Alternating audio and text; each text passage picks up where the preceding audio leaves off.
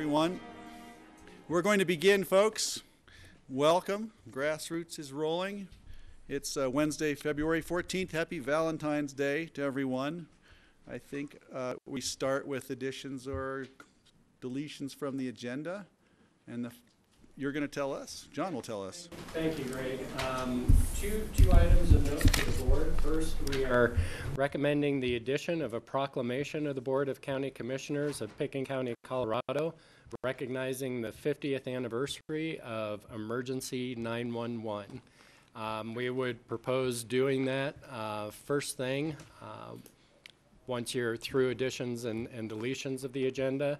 The other item, although it's not an addition or deletion to the agenda, would be just a note that the second reading of the Comcast agreement, staff is going to recommend to continue to March 14th, primarily because of some late changes that have been proposed by Comcast that we want time to go through. Excellent. Okay. So thank you. What else? Anything else you got there? So you'll need a vote to put the proclamation on the agenda. Thank you. I'd like to. So moved. Okay. Second. All in favor? Aye. Aye. Okay. Let's do this thing. Could I have the recipients come up again to the podium?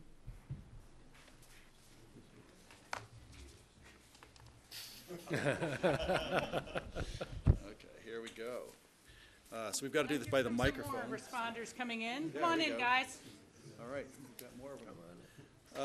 Okay, here we are. This is a proclamation of the Board of County Commissioners of Pitkin County, Colorado, recognizing the 50th anniversary of Emergency 911.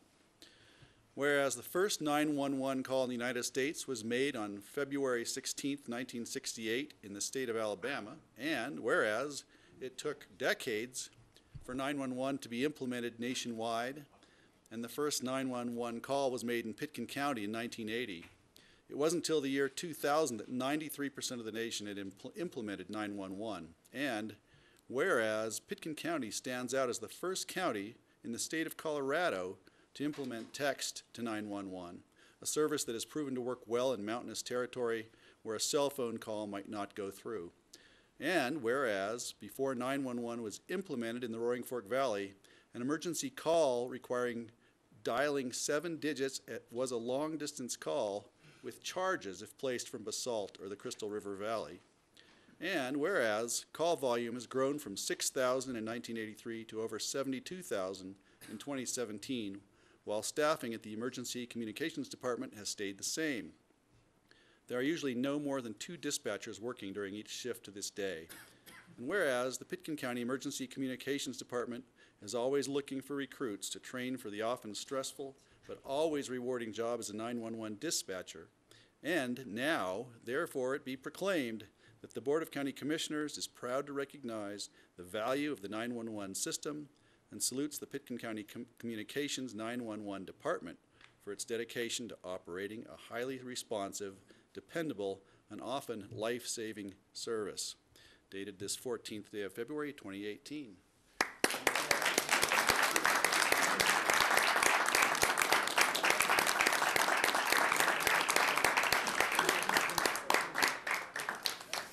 Thank you all. Good. Thank If you you'd all like for to coming. say a few words to the public, you're welcome. Sure, please do.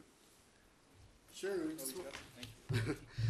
We just wanted to say thank you for recognizing us, and it's a testament to the people that have worked here for so long. It was noted in here that the first 911 call in Pitkin County was made in 1980. Linda Kimmel started in 1983, so she's been here for most of the changes that we spoke about, and has seen the call volume go up 12 times over those however many years. We're working real hard, moving into a new office, starting some new programs that have to do with making a more positive and healthy environment for our dispatchers to work in. And the next 50 years looks bright. I think we'll have a good staff and a good environment, and Linda and all of our dispatchers will be happy to serve citizens of Pitkin County for that much longer. I think Linda has one little story from her time. Sure. Just come on a little closer to the microphone. Okay, there. All right, thanks. Well, when it comes to telling stories, I mean, there are thousands of them, and unfortunately, a lot of them are doom and gloom that we deal with. So, but we have had successes with especially our EMD program, where we give emergency medical dispatch instructions over the phone. We have had some CPR saves, which is always really cool. And we had one dispatcher that actually delivered a baby over the phone.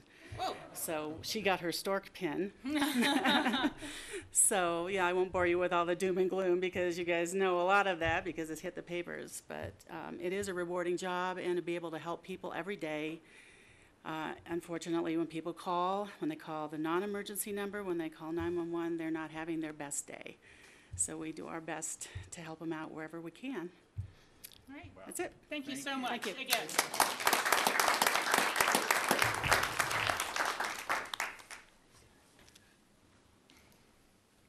Just want to take a show of hands. How many people have actually spoken to her on the phone? Probably. 911 call. Okay. All right. Thank you all for coming. Thanks again.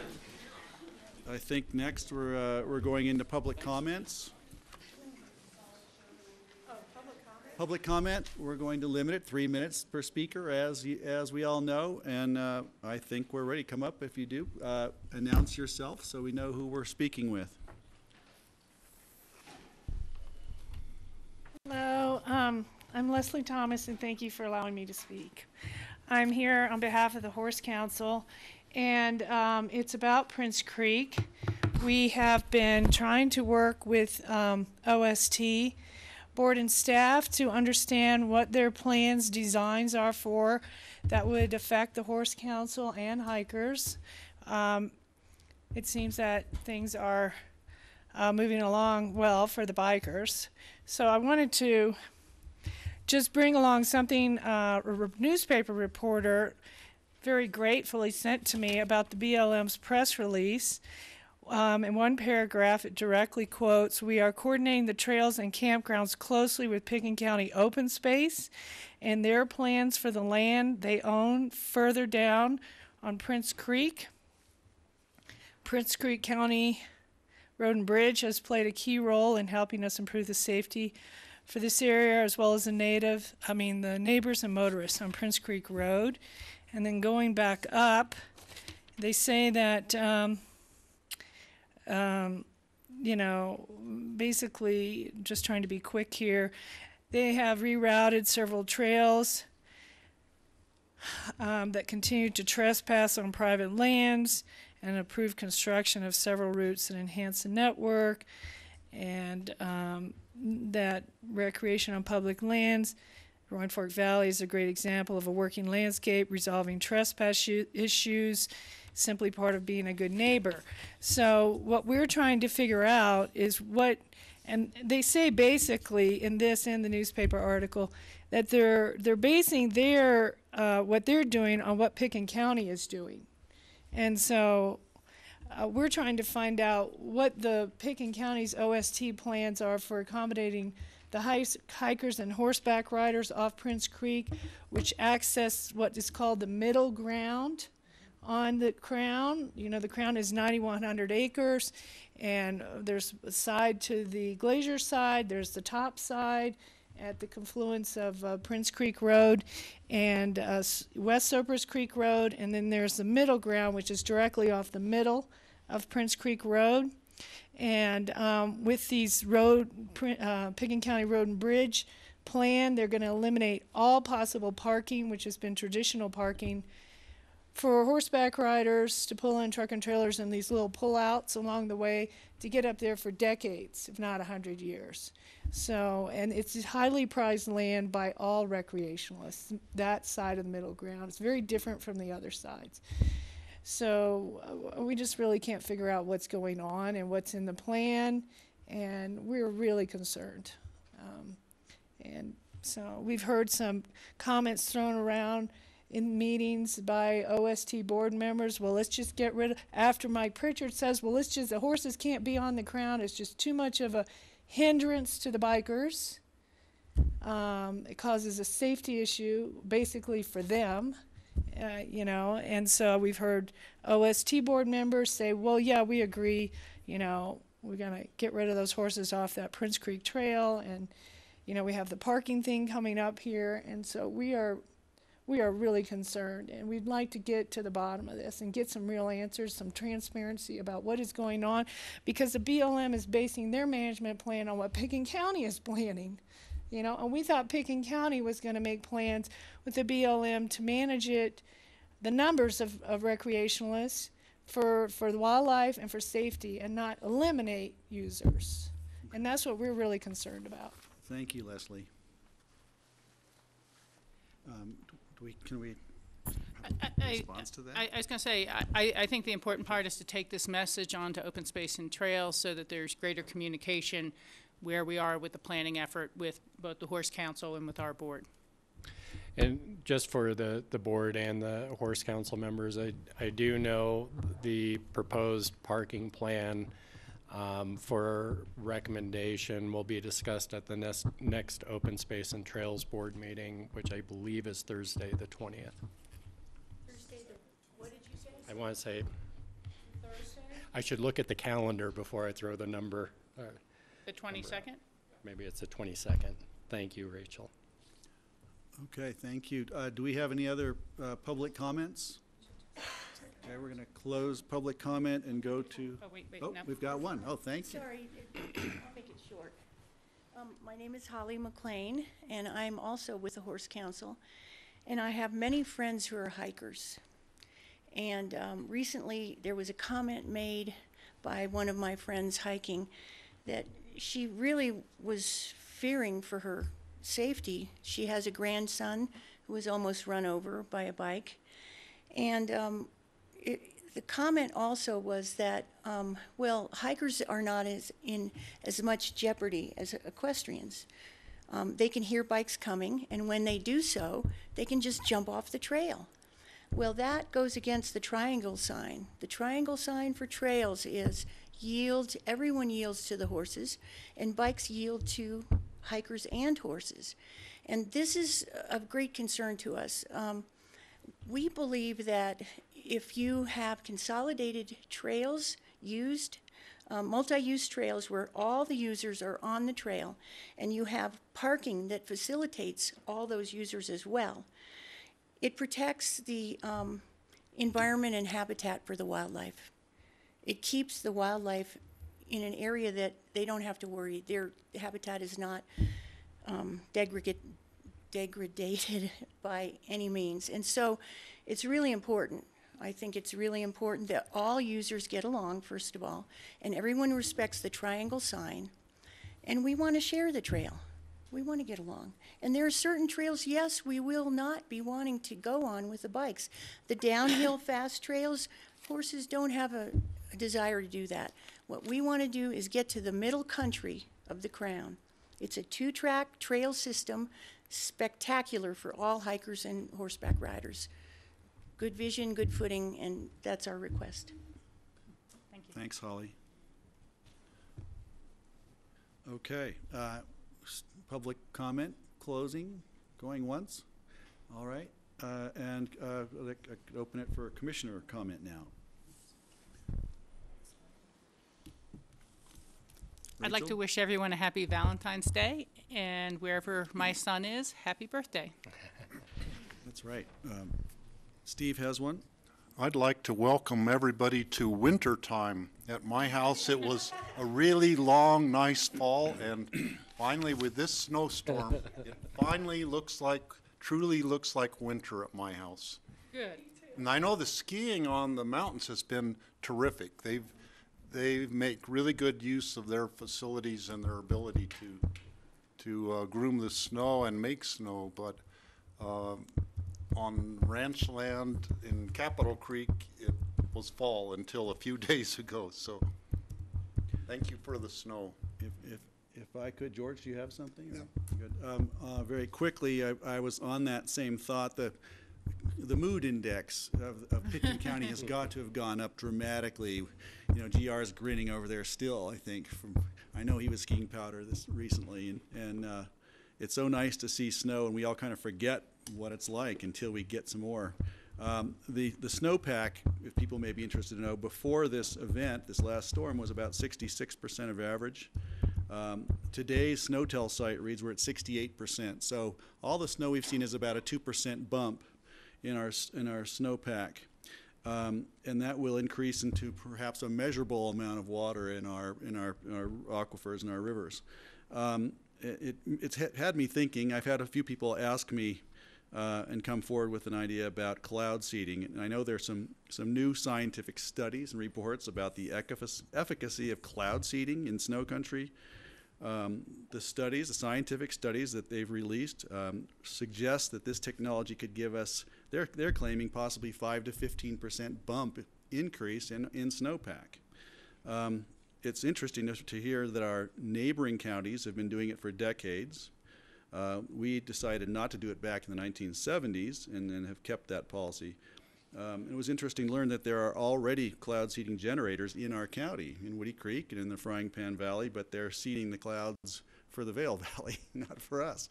So I just wanted to put that out there to the public and say, you know, should we be having a discussion about this, an informed conversation? Because I have my opinions about it, and I know there's a lot of concern about environmental things, but I think it'd be worth having that conversation. The last thing I'm going to talk about right now, while I have the chance, is that we're looking at drought conditions this coming summer. And so it's time to think about wildfire now, as Valerie McDonald told us yesterday. And I want to congratulate her and Assistant Fire Chief Parker Lathrop and the GIS Public Safety Analyst Alex Durant, who came to the Brush Creek Homeowners Association last night at my invitation and gave a presentation on wildfire. And I want to report that it resonated, and that any caucus or neighborhood should invite them to come and speak. Our homeowners association appointed a wildfire committee to begin assessing and mitigating Brush Creek for wildfire with Pitkin County's help. So thanks to Valerie and crew for coming in, and it's the first time I think our homeowners association has really unanimously decided on something in my history there. So let's start getting prepared for wildfire. I didn't bring the brochure in, but you can go to Pitkin County and get information on wildfire mitigation and help. And there actually are ways that we can help you. And that's it. There's my rant for the day. Yeah. Greg? Yeah, please. Make a comment. I understand the interest or desire for a solution like cloud seeding, and there may be some opportunities there. But it is highly controversial. You'll have all of your Front Range, South Platte, agriculture, and the Arkansas Valley, and all these guys saying, you are stealing our rain. You stopped it from coming over. And so those disputes tend to get taken to the State House. And I think there already are significant cloud seeding efforts for the general Rockies, where we are, that are being paid for by the lower basin states as part of the compact to try to get more water going to Powell.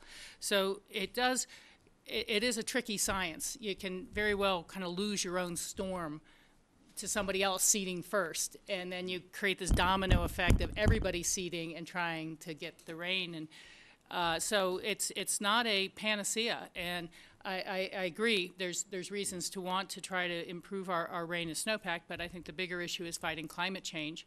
As we've seen the snowpack increase somewhat, you talk to any of the water managers and they'll say that gain and half of what we have could be gone in a warm week in April. And that's the real problem that we're having, is the melting and the kind of rain on snow and things just disappearing too quickly. So again, I appreciate the efforts and we should take a look, but the permitting, I believe, is through the state. It's not just an individual county matter, and you end up really involving a lot of regional partners in the discussion. Some people are already a little upset about the closures frequently on Vail Pass and the accidents there because of their cloud seeding efforts. So it's a little tricky. It may help some and may hurt others. Right. I think it's worth exploring. Absolutely, fully agreed. Right. It's a very short-term solution versus a long-term problem.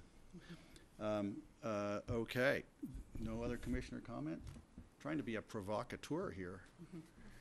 Okay. Moving right along.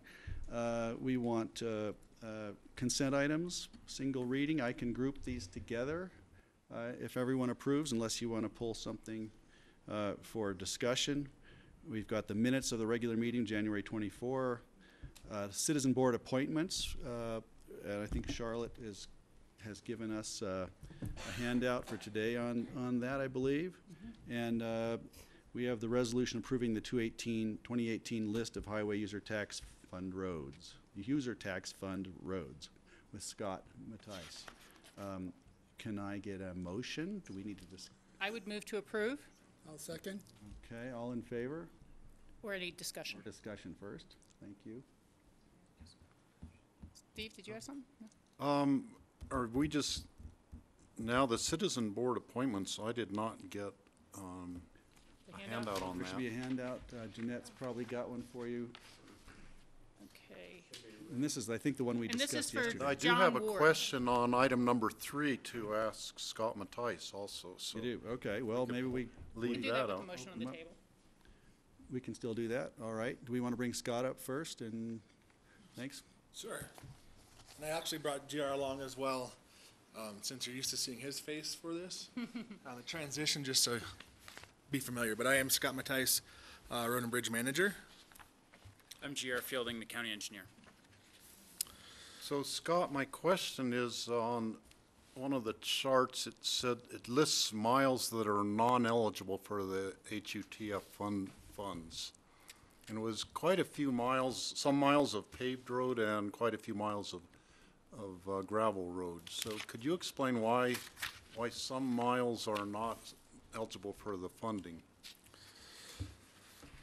Yes, so to qualify, the road needs to be passable by a two-wheel drive vehicle, and then the segment of road needs to be 10-foot wide.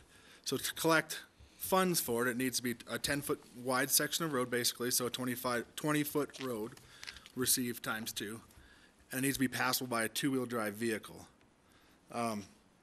If there's specific segments that you've noticed too that you'd like us to take a look into, we can certainly do that. I couldn't see on the chart where, if it indicated whether they were funded or not funded on the whole list of the roads. Inventory. So could you give an example of one that would not be funded, just so we could understand it a little bit? Upper Capitol Creek Road, for example, where it gets real narrow, turns into Forest Service, that section of road would not meet the definition and criteria to collect funding for. Because it's not a two-wheel drive road, That's correct. even though local residents take two-wheel drive up there occasionally, but, Correct. okay. So if it gets too narrow or too rough, so it's more like a four-wheeler type road, then it would not count for the funding. Correct. And how about the paved sections? There were a few miles of paved road that weren't funded. And so this list, all I can think of, I can't think of anything off the top of my head that stood out to me. Did you have any that you could think of? Well, I was just curious, where would that perhaps be a Forest Service road that, a county road that's jointly held with the Forest Service and we pave it? Maybe off the top of my I head. can't imagine it. Yeah, maybe off the top of my head would be something like Coal Creek, but we collect funding there. I can't think of any off the top of my head that we have actual pavement on that we're not receiving funds for. Okay. Is there anything you can? Yeah. Well, if I could put in a request if we could find out where especially the paved road, what part is not funded, doesn't get the HUTF funding, I would be curious to know the answer to that. And if you could just email it back to the commissioners, I'd appreciate that. Sure, yeah, we'll look into finding anything that we're not getting anything for. Okay. Yeah, you bet. All right, that's all I wanted to know. Great. Okay, now Thank can you. we call a vote, or do we want to discuss? Unless somebody else has more. Well, now I've seen the resolution on the citizen board appointment for John Ward as the APSHA joint alternate position, so that's all I need. Now I know what we're voting on there. Great. Okay, then, all in favor, say aye. Aye? Okay, thank you. We're moving on to individual consideration items. First reading set for public hearings on February 28th. Thank you, Scott and GR. First up, an ordinance amending Fender Middle Ranch Conservation Easement, FKA Deadwood Ranch, with Paul Holsinger coming up, and Dale Will. Thanks, Greg. I'm Paul Holsinger. I'm the Agriculture and Conservation Easement Administrator, and I have... And Dale Will, the Acquisition Director. We've been tag teaming this conservation easement amendment, so we'll both be up here. And I'll bring up a map just to get everybody up to speed on kind of where this property is and how we got here. So the Deadwood Conservation Easement, formerly known as Fender Middle Ranch, was granted to Pitkin County and Aspen Valley Land Trust back in 2010. And the yellow line here that you see on the screen was the original configuration to kind of bring you to where we are. This is Emma, the town site is right down here, and this is West Cypress Creek Road.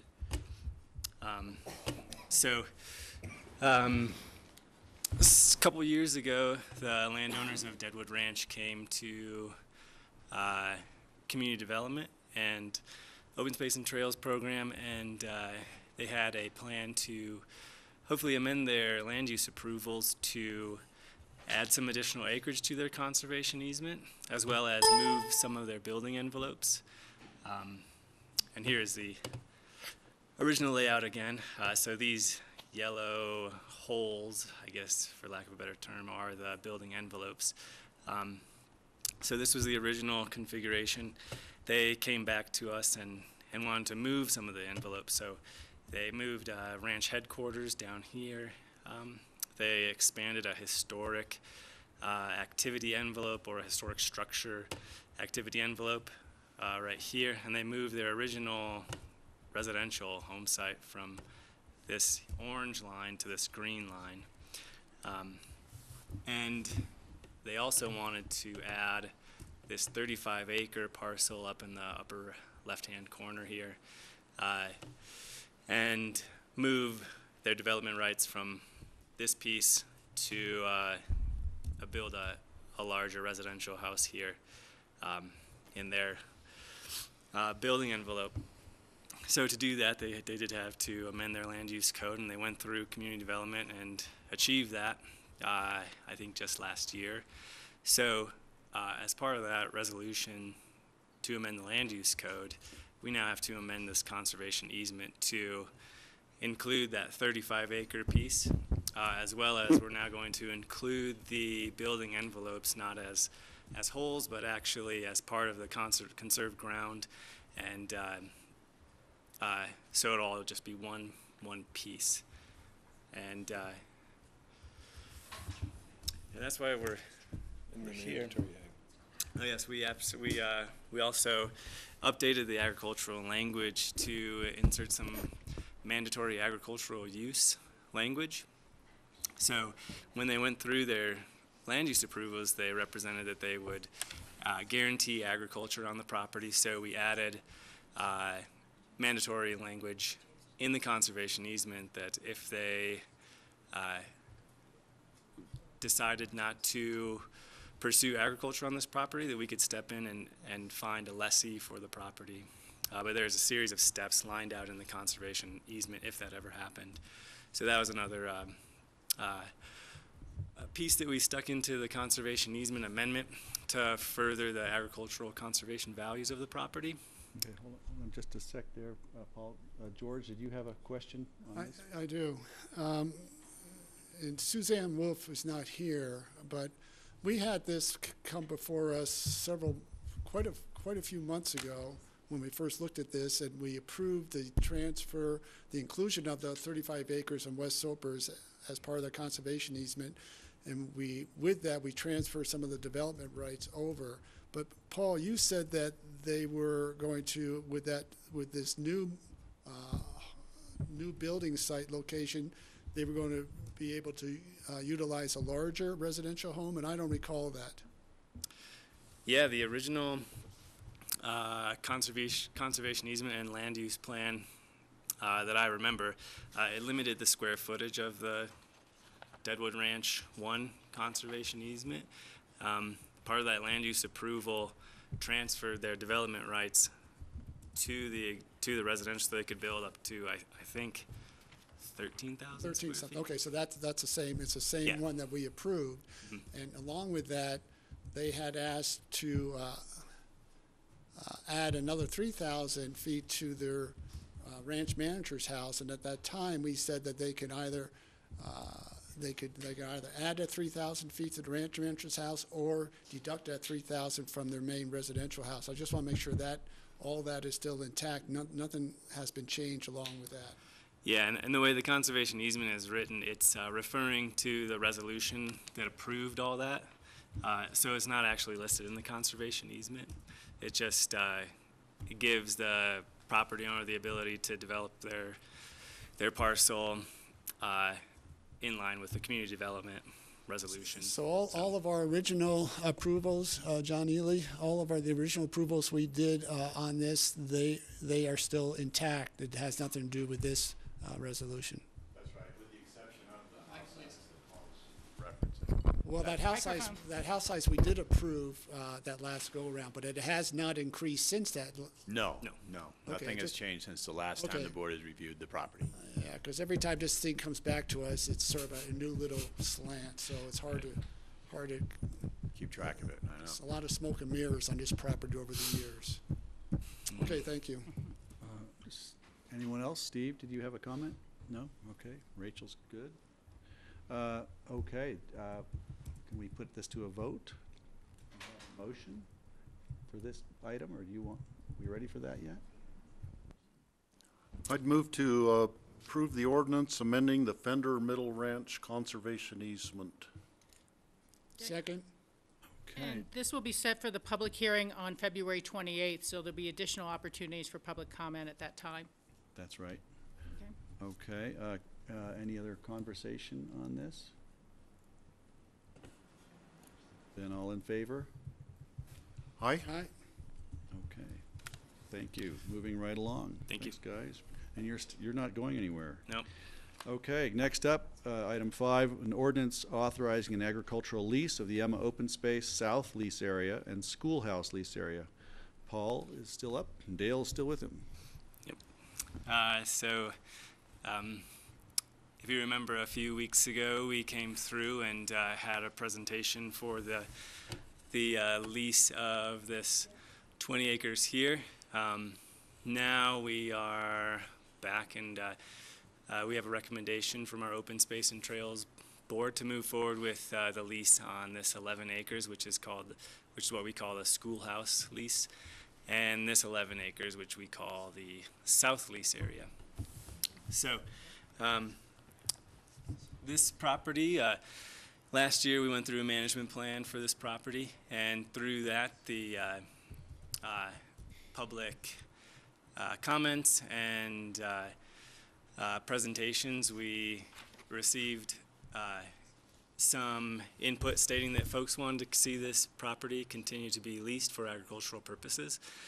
We did change this lease area. We used to include this as a lease, but since it wasn't really utilized as an agricultural area, we pulled it out, and some public wanted to see this as a possible orchard expansion area, though we are going to focus our orchard expansion on this side. So that's different from the historic use in agricultural leasing of the property. But we put the the 3 lease areas out to bid for about 45 days, and we advertised in the newspaper, on social media, then through direct email. And we received 3 bids for the Schoolhouse lease area, which I'll start with. The 3 bids we received were from Two Roots Farms, which was a vegetable production farming. They were based in Missouri Heights.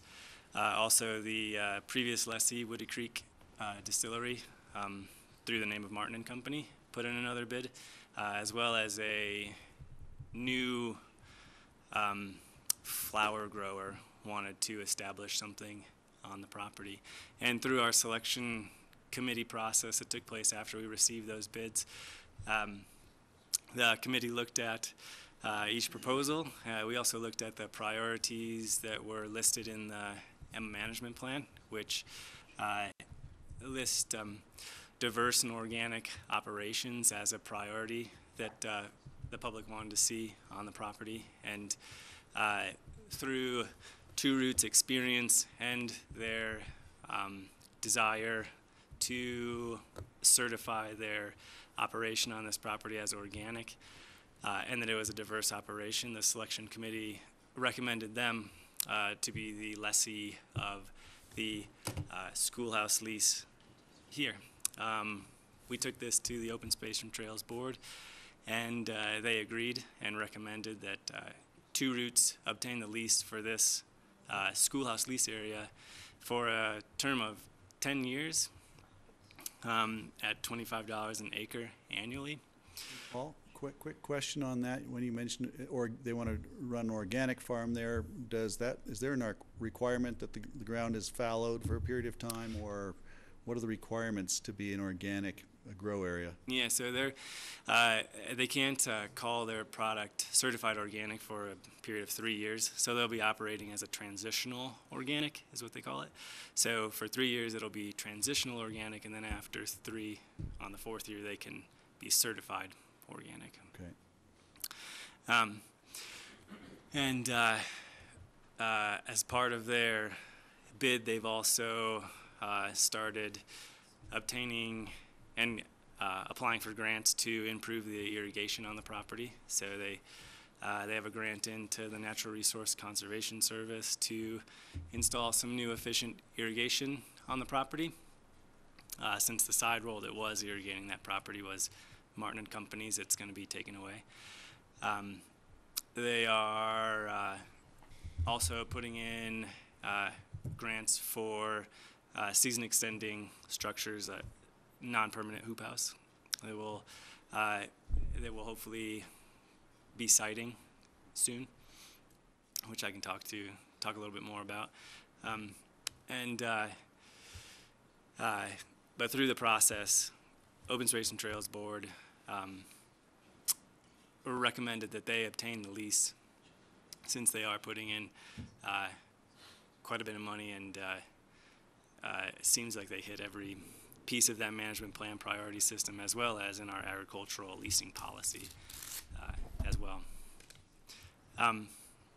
The structure piece of it, I know, has gotten some attention.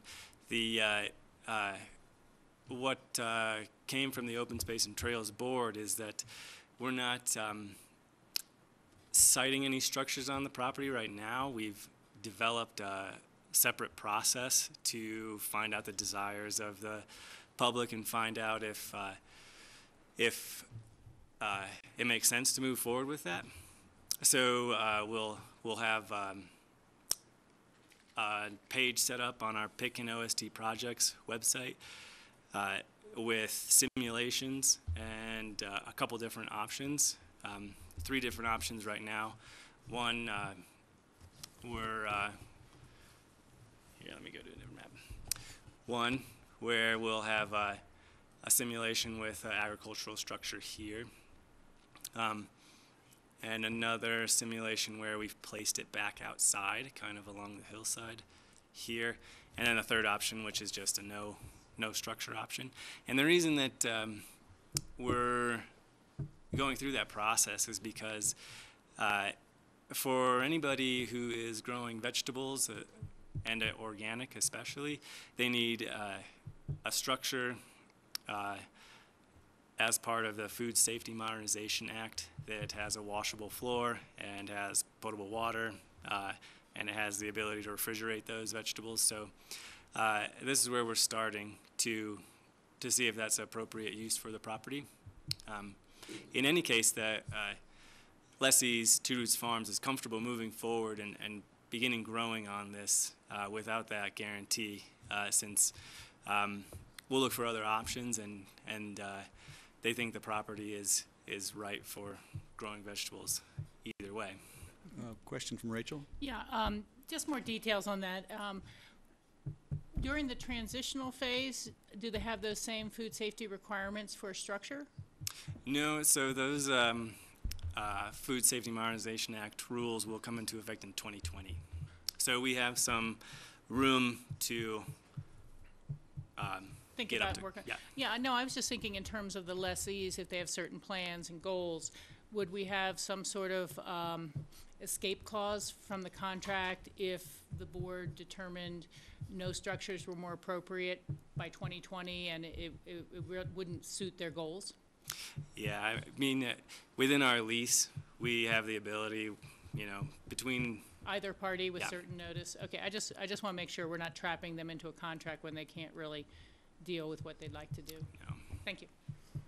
Great. Anyone else here? Steve? I've got a couple of questions, but I don't know if you're done with your presentation yet. No, go ahead. So, you talked about having public comments on this. I don't recall that the Caucus has responded to this or has had a chance to view this. No, we haven't started. We wanted to present this first, and hopefully tomorrow I can make that page live and then set up a meeting with the Caucus to start that process. I'm a little surprised that in the past, when we've had a successful leasee that has shown good stewardship on the land and has invested it in land in terms of working the soil and irrigation, that they did not, the Woody Creek Farms did not win that bid. Yeah. The way the selection committee came up with Two Roots Farms as the top or as the recommended lessee is that they were more in line with the priorities that were listed within the Emma management plan. So the Emma management plan specifically listed that the selection committee should prioritize organic. They should also prioritize a diverse operation. And on top of that, our agricultural lease bid policy also has a organic prioritization, and also states that if the a priority is that we should look at the folks who are applying with that priority in their bid.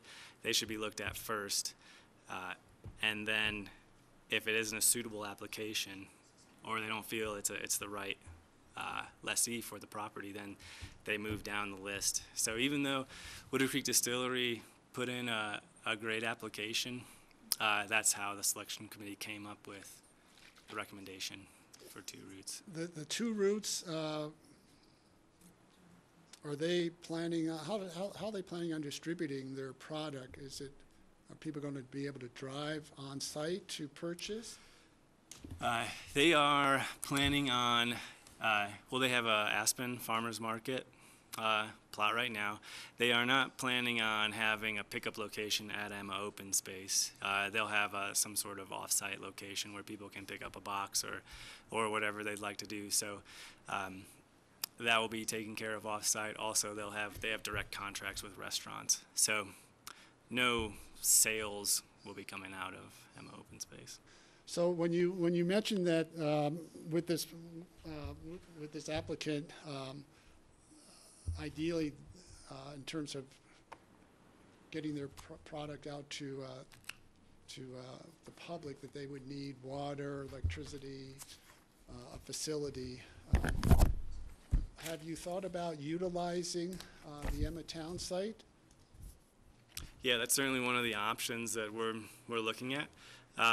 It's a little further down the list because the highway right there makes it a little difficult to cross, but it is an option that we'll be looking at. We'd like to start with the preferred location, which would be right there, where they could pull things out of the ground, wash them, pack them, and get them out that way. Yeah, that's really not a preferred location for me. How long has that open space been open? It's been open like 2000. that ever since I've lived down there, which is over 40 years. Yeah. And there is an underpass to get from Soapers Creek over to the Old Town site as well. Sure. So I would seriously look at utilizing that, but we've always struggled with a purpose for that facility, and this certainly makes sense to have that versus having a structure on a piece of parcel that has been a scenic, part of the scenic view plane of Soapers Creek Road for 40, 50 years. So I'm going to have a problem with a structure on that property, a permanent structure.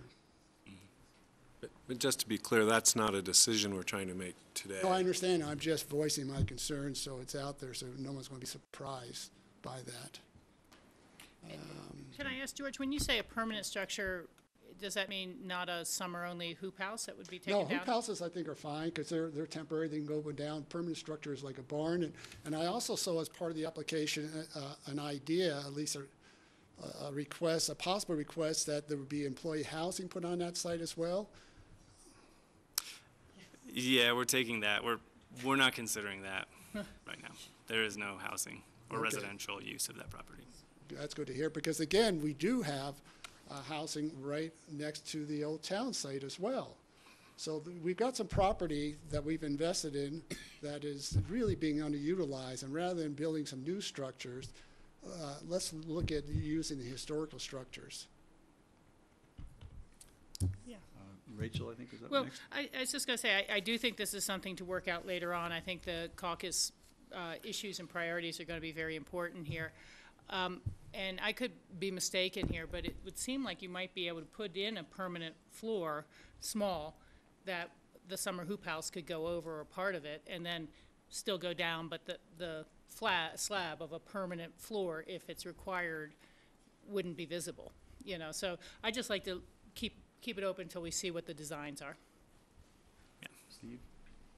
Yeah, and I don't have any problem with the hoop house, and I actually have a picture of the lessee's hoop house that they're using up on Missouri Heights. If you would be interested in seeing it, it's it's a non-permanent structure, but I don't know. Would any of you like to see this? It would be probably similar to what they would put on the property there, but I really like this application. I've seen different growing operations in the Roaring Fork Valley where there's, high intensity vegetable type crops being grown by different individuals, including the one at the open space there at the Bione place.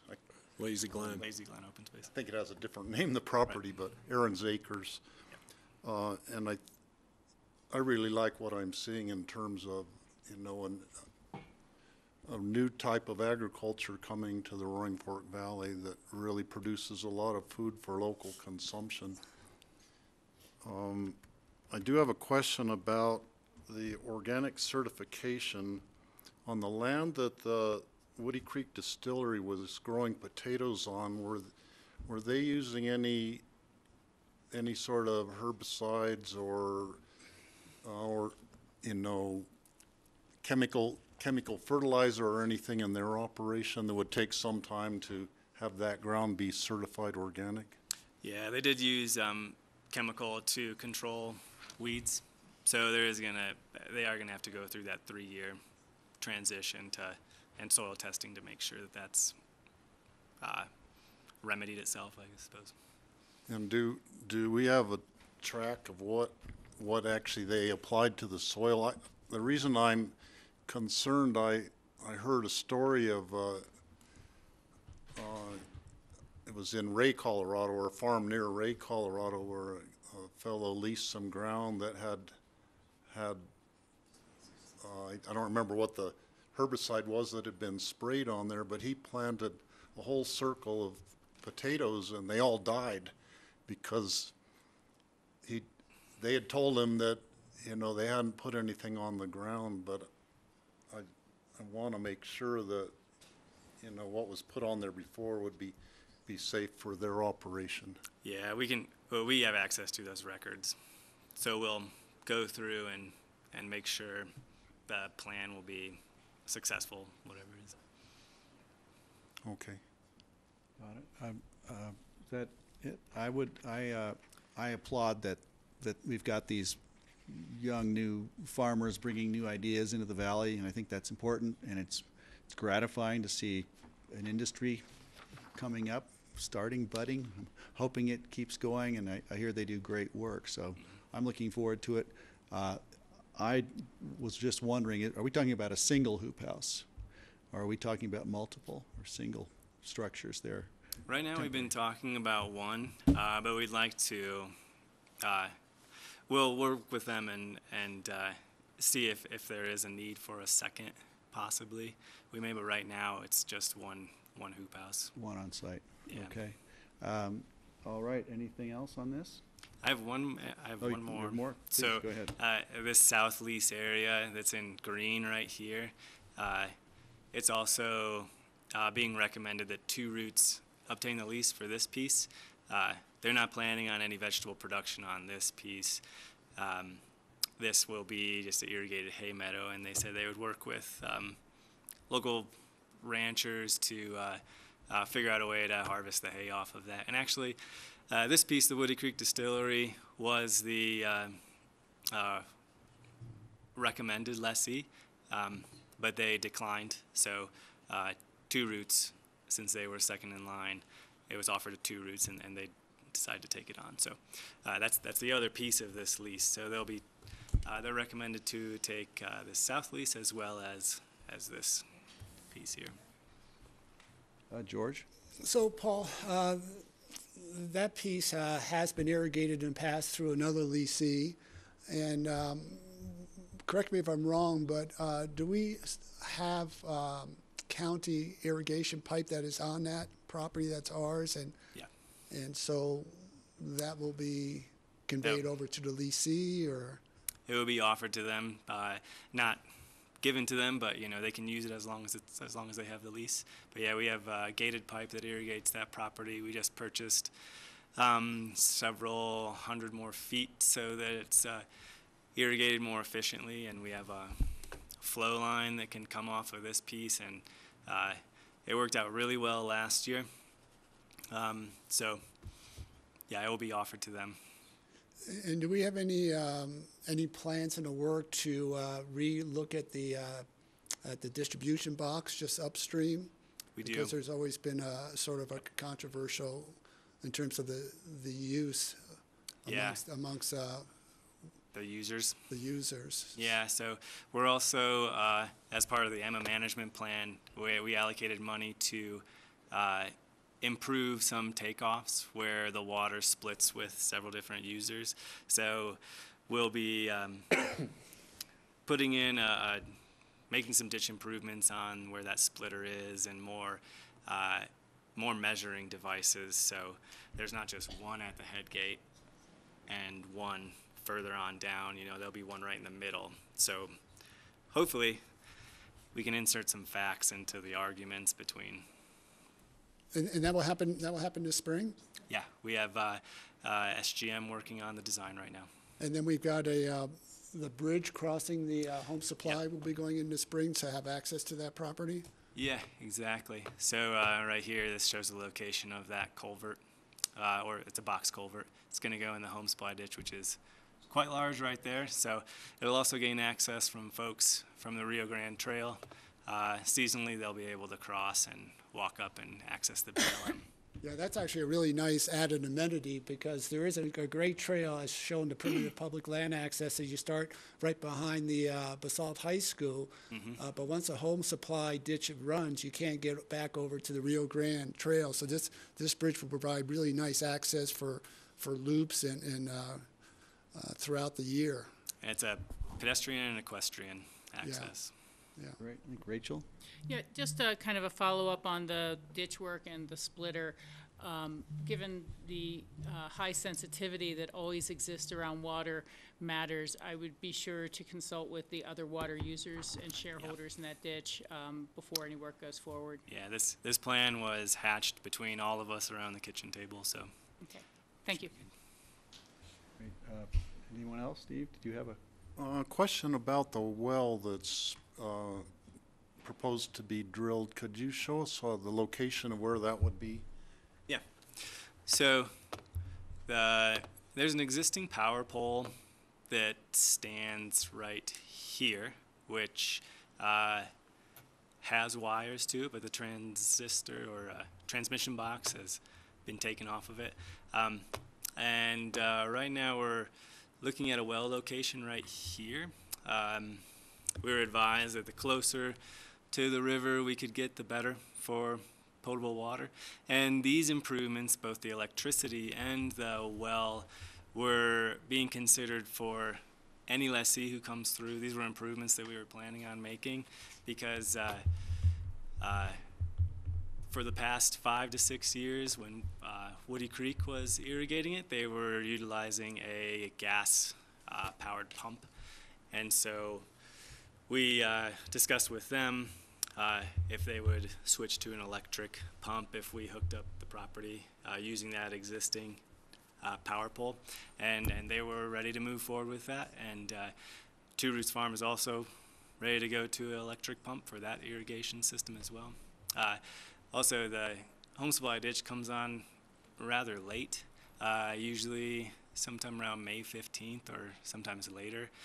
So we wanted to develop the commercial well so that some early season irrigation could get started on the property. So those two improvements were being planned regardless. So the commercial well would mean that this water could be used for irrigation? Yes. And we're working with the salt If water. it was a residential well, then it would be limited in what it could do for outdoor growing? Exactly. Okay. So I'm sorry, so how does that work? We have to utilize some of our water rights for that agricultural use that we don't currently, we currently have water rights there, but. Yeah. So the way that it works, Use them or lose them. yeah, so the way that the well would work for the commercial irrigation would be we would obtain a Basalt Water Conservation District contract, and then that would be our, I don't know what you call it, insurance policy in case a call came on the river, but that would gain us the ability to use that commercial well to irrigate. So I'm working with Laura Maker, the attorney's office, to get that going and the proper forms get filled out. So if a call comes on downstream, then this will be a newer permit. So this would be subject to the call as well. Yeah, so I'm fairly new to the Basalt Water Conservation District contracts, but the way I understand it is if a call came on, then they would have the ability to release water from Rudai Reservoir to satisfy that call so that the wells could still be utilized. So it's an augmentation plan. And if at some point, if the Two Roots is looking at utilizing this to wash in their product, does it have to then go through a different treatment system than? No, the water from the well would be potable. We would use the potable water for the early season irrigation, and then once the ditch came on, the ditch water would be used for the irrigation, and the potable water would be used for cleaning vegetables. I don't remember. Does the MS Schoolhouse, do they have a well, a potable water? They do, yeah. They do, yeah. And that well must be fairly close? It's right up here in the old historic orchard. Kind of sits, actually probably right about here where that hand is. That supplies water. That well is a residential well.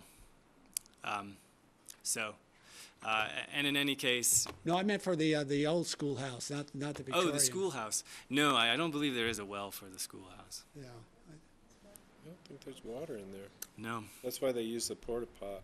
Yeah, right, that's what I was wondering. And I was wondering if down the road, if they have a well, they may be able to utilize this, or no? We can certainly look at that. I mean, that's a, Rachel? I think there's great things to pursue. yeah. You know, there's no question about it. But if you get the augmentation granted for irrigation, it might be hard to have it for dual purposes, but you could pursue it. Yeah, I've heard you can amend those contracts, and at least that's what Laura told me. She said if the new uses or things change, we can absolutely amend the permit as well as the Saltwater Conservation District contract.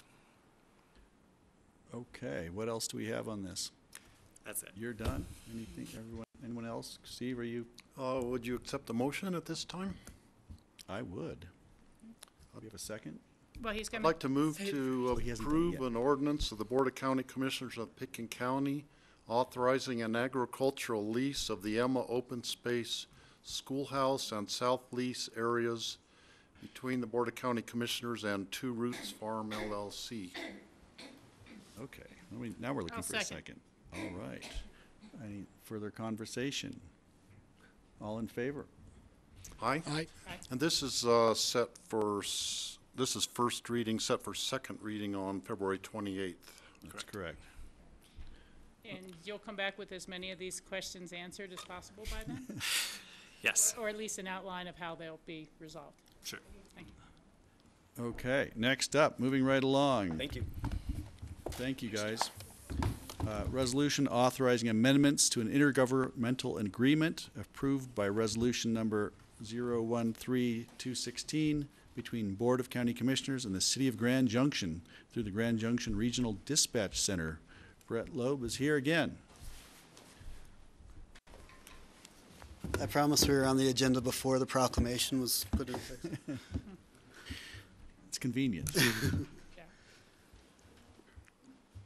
Okay, Brett, Do I just go? take it Yes. away. Okay.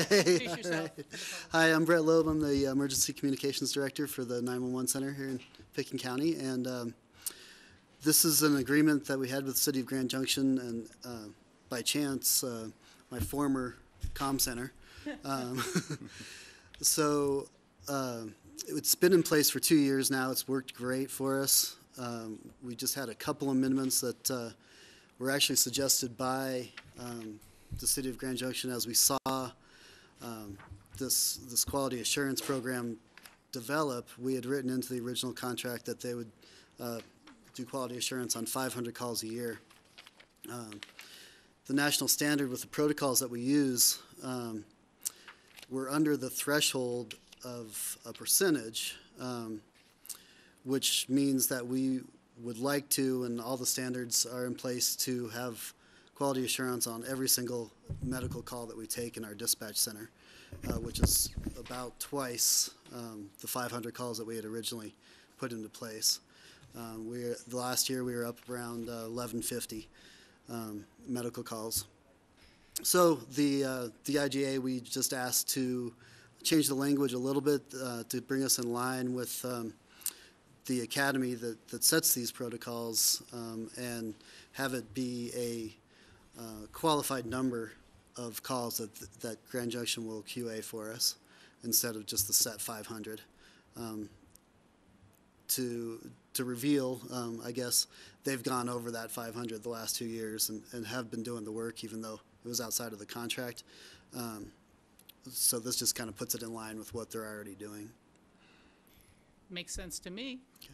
Makes sense. Questions? Yeah, I do.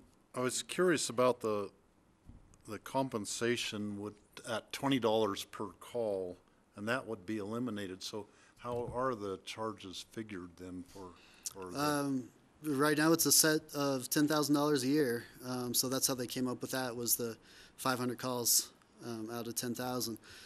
So now that we don't have a set number of calls, we didn't want to put any kind of price, I guess, on each call because it's going to vary year to year. But the cost that we will pay them will stay the same at $10,000.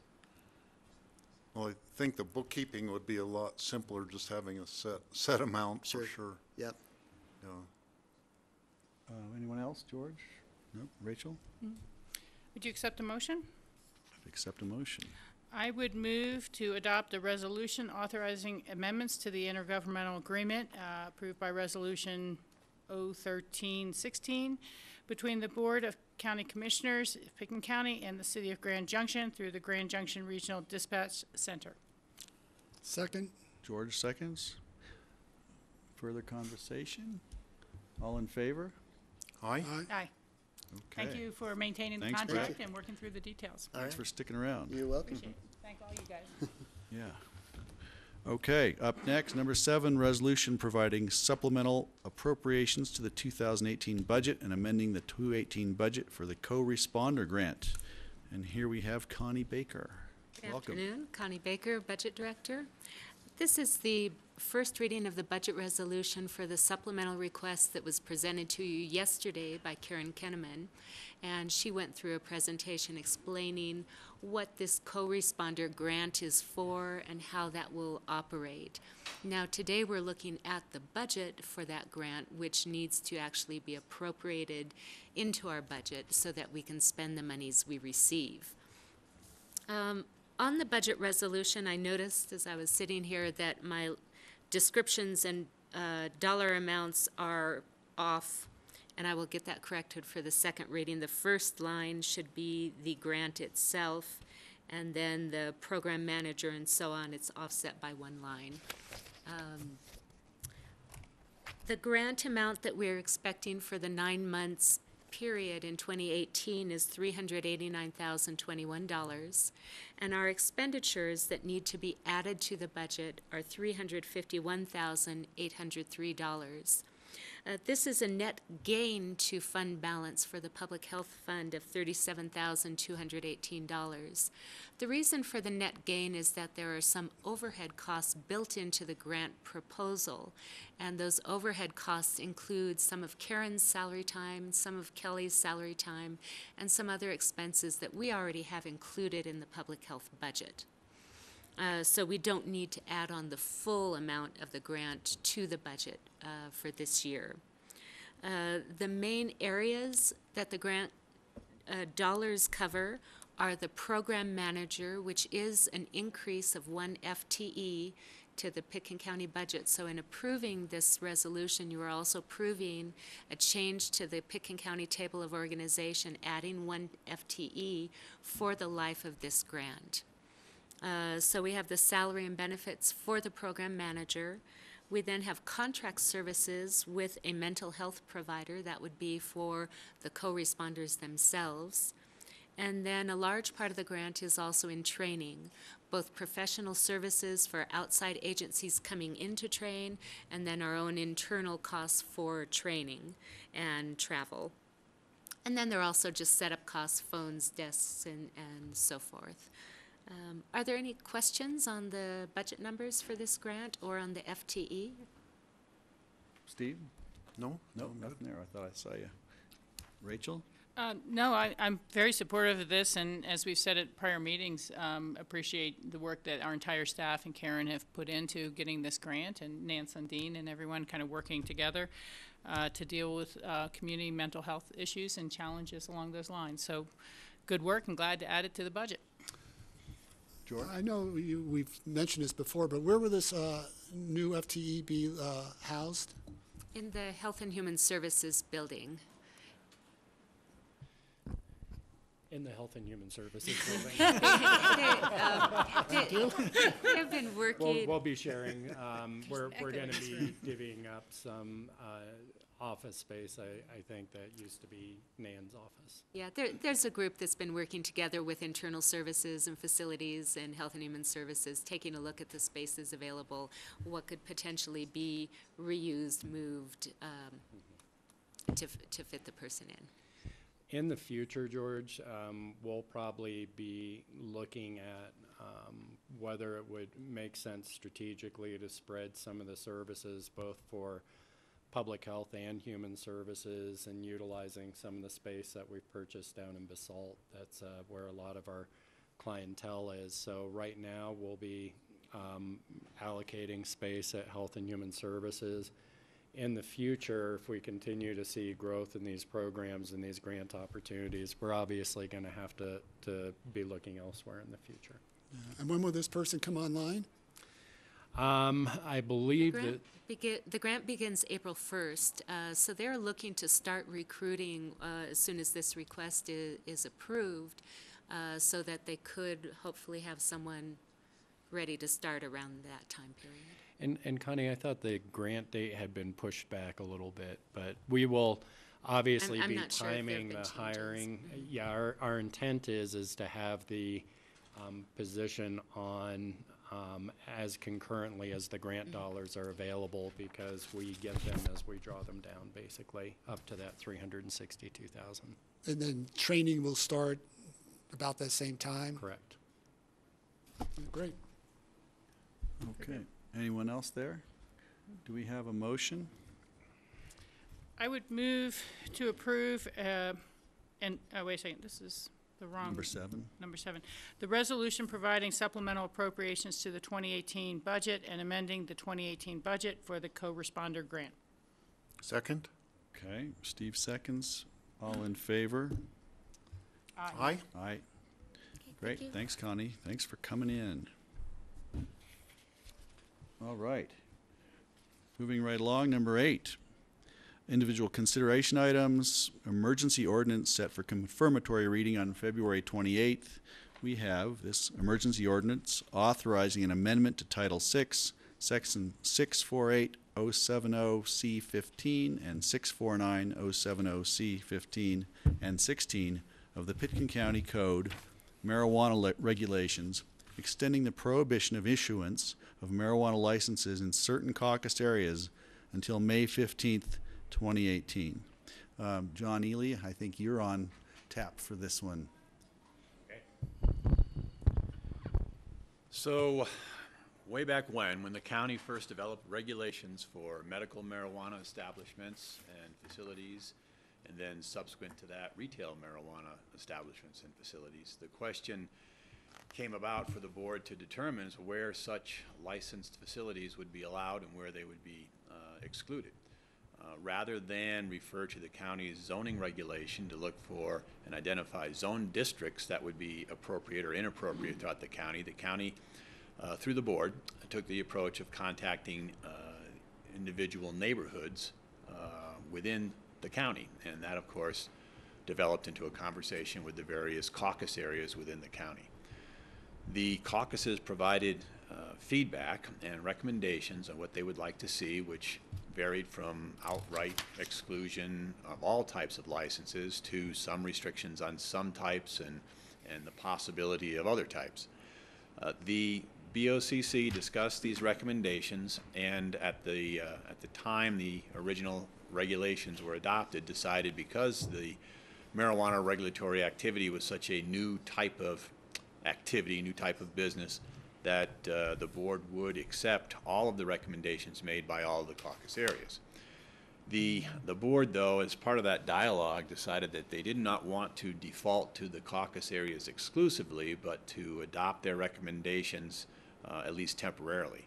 The last time the caucus recommendations were reviewed, I believe, was in 2015. In 2015, the board determined then that the recommendations of the caucus areas, which had these differing degrees of preclusions that were embedded within the county's regulations for retail and medical marijuana establishments, would have a fixed life, and that fixed life expires on February 15th of this year. The board requested that we notify the various caucuses and listed from them new recommendations if they wanted to change their various recommendations or if they wanted to stand firm on their previous iterations, and then those recommendations would be reviewed by the BOCC, and then the board would make a determination as to whether they should stay in the regulation or if they would go away and expire by their own terms, and therefore not have the preclusion in the regulation. And each area would be available for an application process, and such application could be either denied or approved by the BOCC. At the board's request, I sent out a letter about a year ago. The thinking at the time in 2015 was that a year out would be appropriate because some caucuses only meet once or twice a year, and this would give everybody a running start. Apparently that was a little too far out because it looks like it fell off the plate of most caucuses, with the exception of Woody Creek. So a few weeks ago, Jeanette Jones, our marijuana licensing authority, took it on herself to reinitiate contact with the various caucuses. And this time, she received a response that, yes, we want to reconsider this and pass on fresh recommendations to the BOCC in hopes that the BOCC would accept them and retain those recommendations within our regulatory framework. So time is needed to do that. And so what is in front of the board now is an emergency ordinance to pick up the slack, to allow the caucuses to bring recommendations to the BOCC and extend, in so doing, extend the existing prohibitions that relate to all the, well, to several of the individual caucus areas. And the timeline would be only 3 months. The particular caucus areas that are implicated by this are Woody Creek, Snowmass Capital, Upper Snowmass, the Crystal River, the Frying Pan, Emma. I believe Maroon Creek Caucus is going to weigh in on it. I think those are all the active caucuses that want to express an opinion.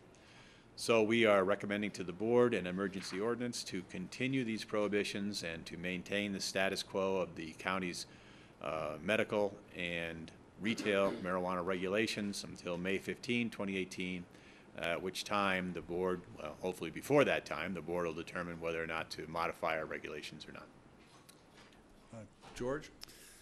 So, John, as I think as Jeanette has put this together, since the majority of the caucuses have updated their master plans and to the extent where they've addressed the marijuana issue, the majority of these master plans have stated that they do not want to have any grow sites within their caucus areas, whether grow sites or retail.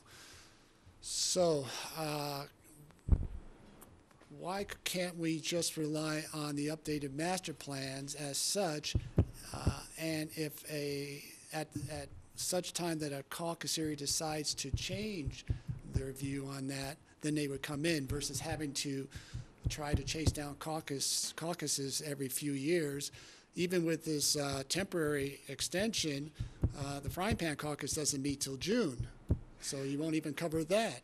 And we know where they stand. So I would suggest that we could pursue this, but let the caucuses know that we won't have to be asking them in the future unless they want to change their view on that. That's completely acceptable way to go forward. And I should point out that Jeanette actually produced a chart which describes the particular caucuses with their master plan amendments and the existing status of regulatory prohibitions and so forth.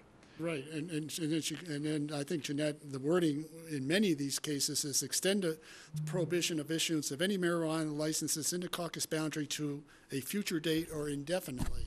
Right, and that's a decision for the board. Previously, in 2015, the board didn't want to do it indefinitely, but we can certainly set it up that way, and until there's a recommendation for change, either coming from the BOCC or staff, or coming from the caucus, and that would precipitate some kind of a dialogue or interaction between the board and the caucus area. Yeah, I mean, I would suggest that to the board.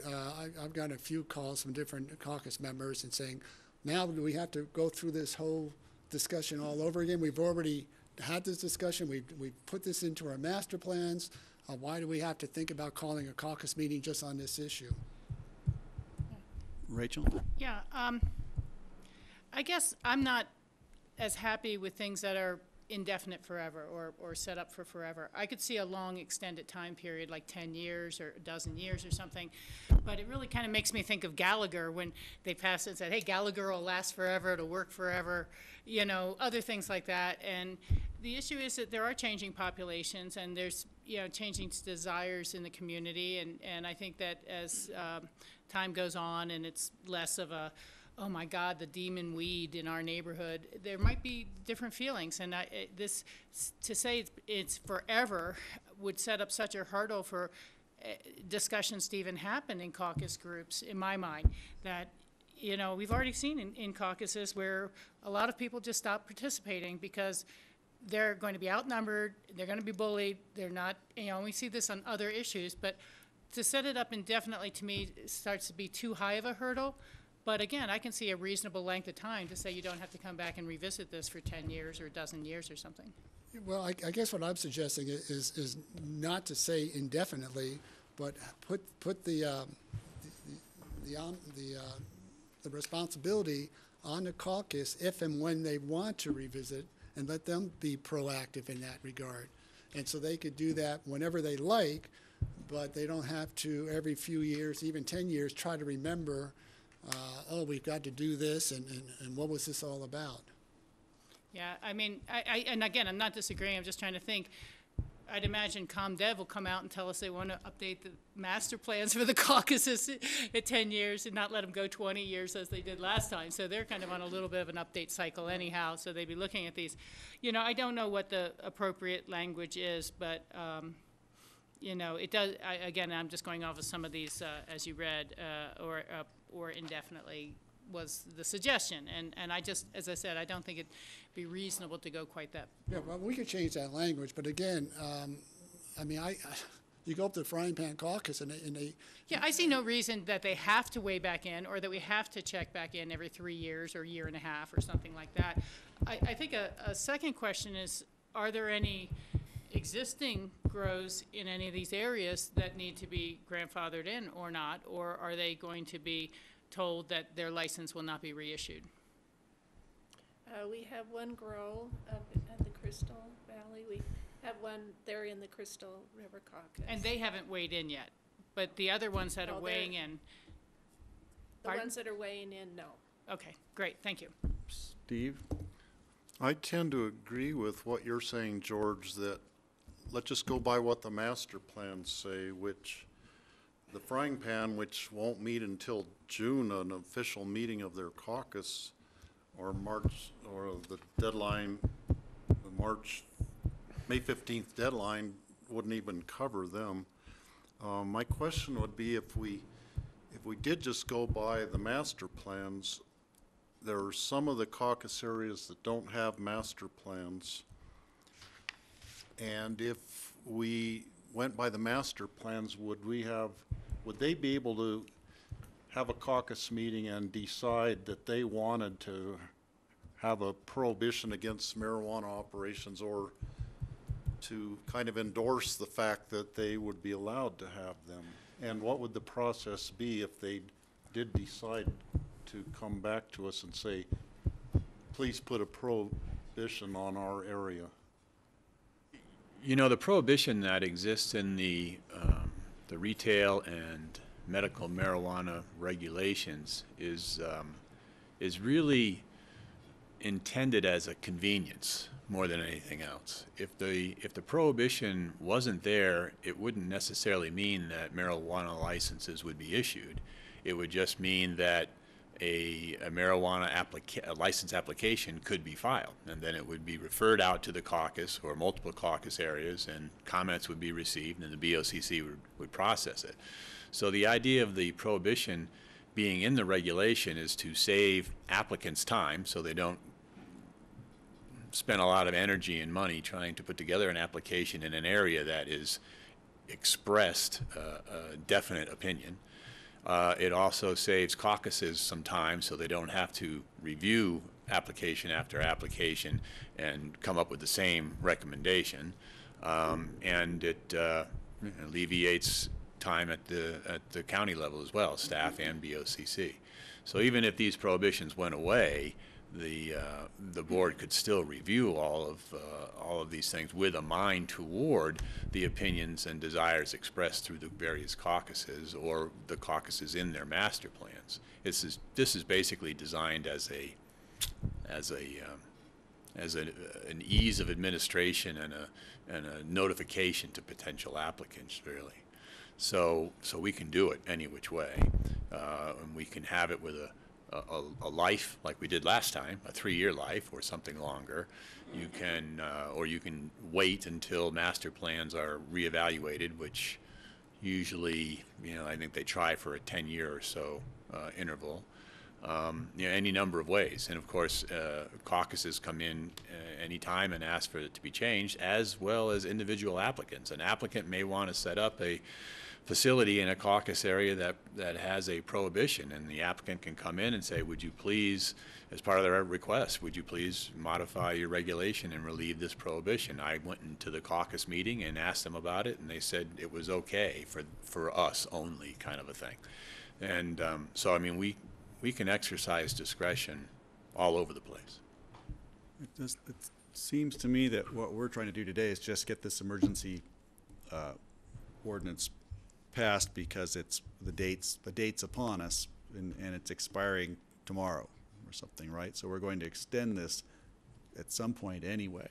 Is that right? And how we recook this, it's all interesting, and I hear great arguments from all sides, but the point now is just to move it forward until we can get more. It doesn't make sense to put our deadline inside the frying pan's meeting time. Perhaps we need to push it a little farther. I was just going to mention that. You're absolutely right. That's the only issue in front of the board, is to extend through an emergency ordinance the existing regulatory framework. And given the tenor of this discussion and whatever interaction you might want to have with the caucuses or the public, may want to go longer than 3 months. It's up to the board. Anyone? Well, I think that we would want to have some sort of wording for the caucuses so they have an understanding if and when they might have to go through this exercise again.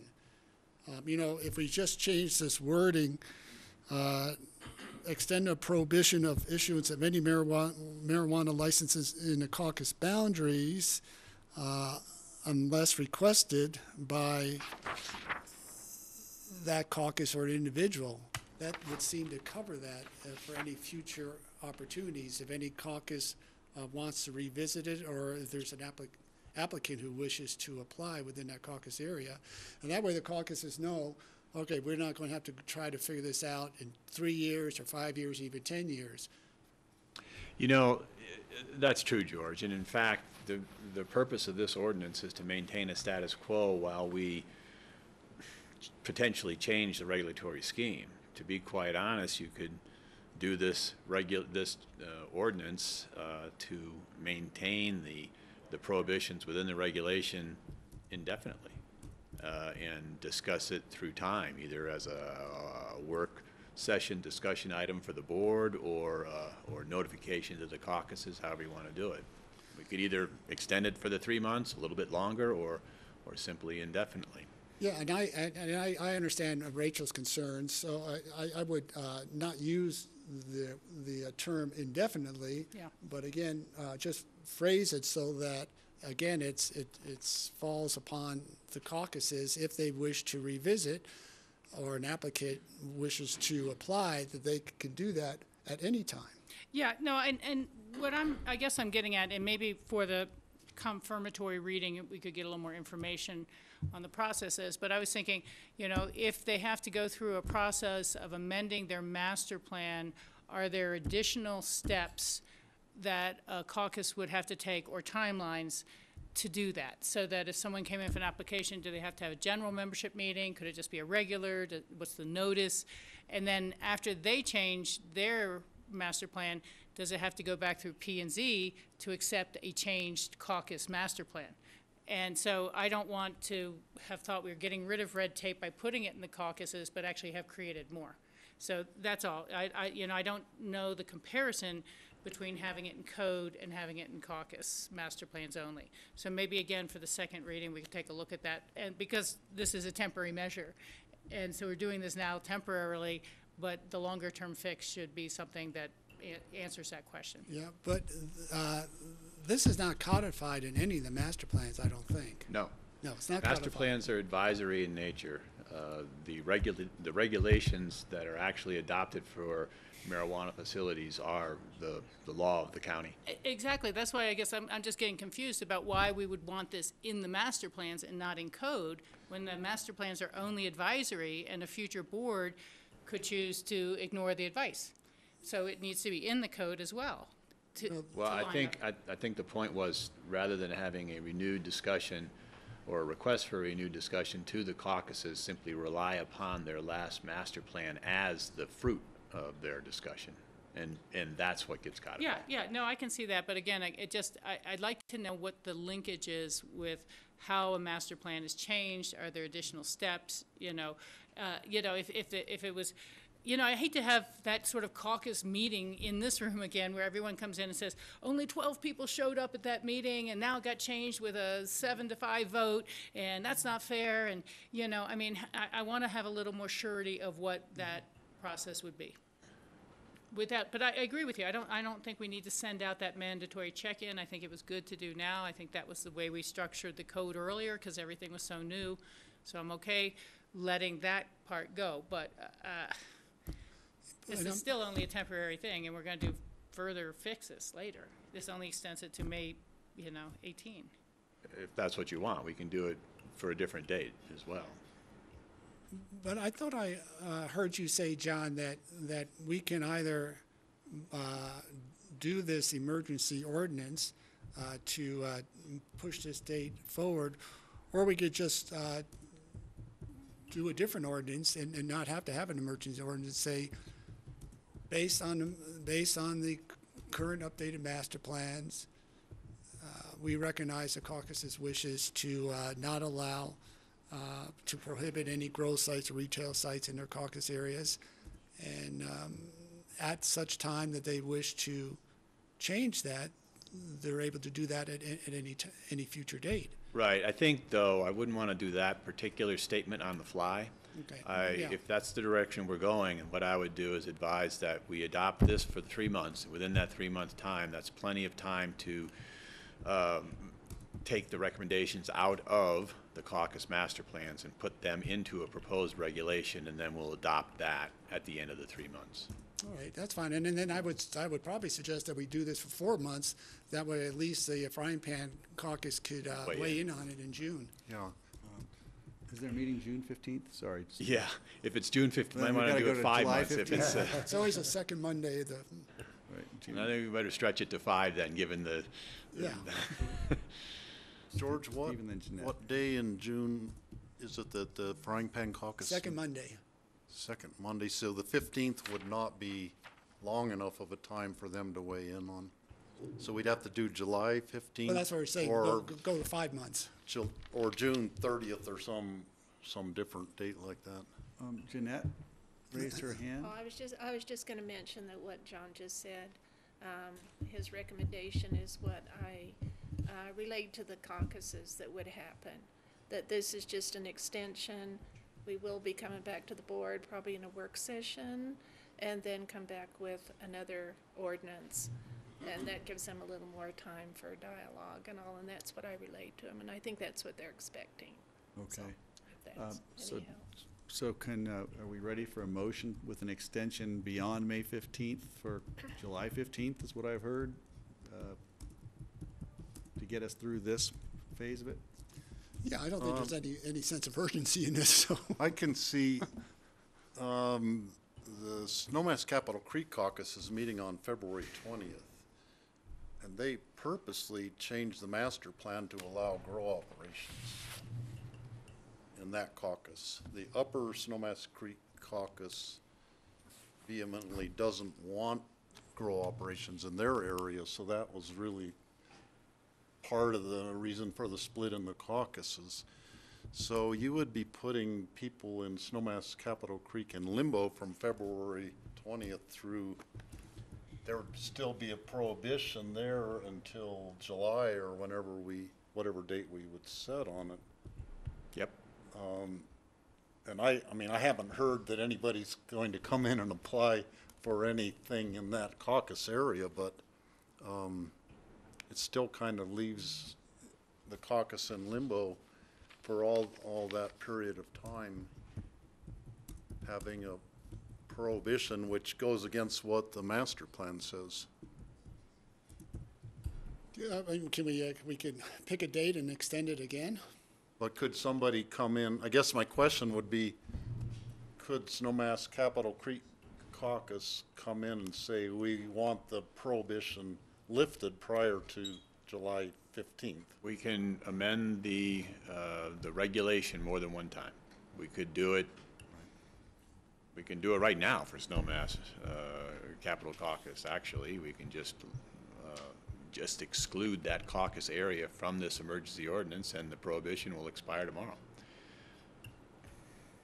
Because I mean, the sense that I get from, just conversations at caucus meetings and whatnot, that they don't want to have a prohibition there. That's why the master plan was changed, so.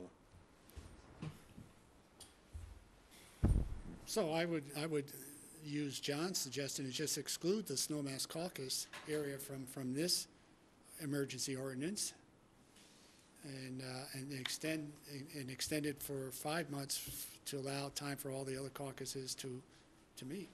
Is that a motion? Yeah, we'll make a motion to that effect. And I'll second the motion to amend. Okay, Conversation. I was gonna say, so that's a motion to approve as amended, to extend the date, and to delete language relating to Steve's caucus area. Exclude the Snowmass. Point of order. Okay.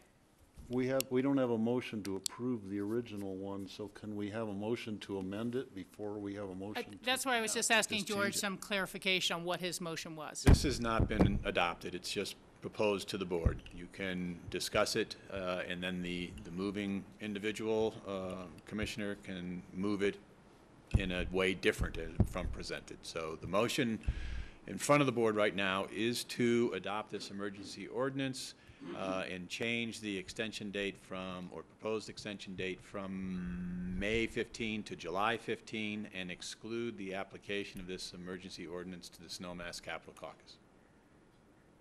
Second. Okay. And I seconded George. Seconded for conversation, Steve?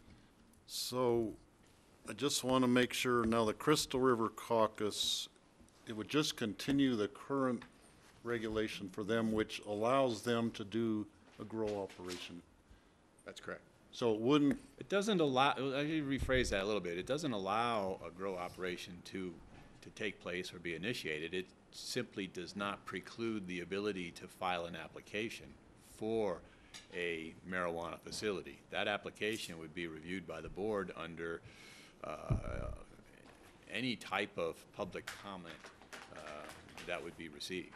So it doesn't jeopardize the existing grow operation in the Crystal Valley. Right. They're okay to go forward and without. If someone currently has a facility that is licensed, changing the prohibition against or putting in a prohibition against licensing does not affect an existing license.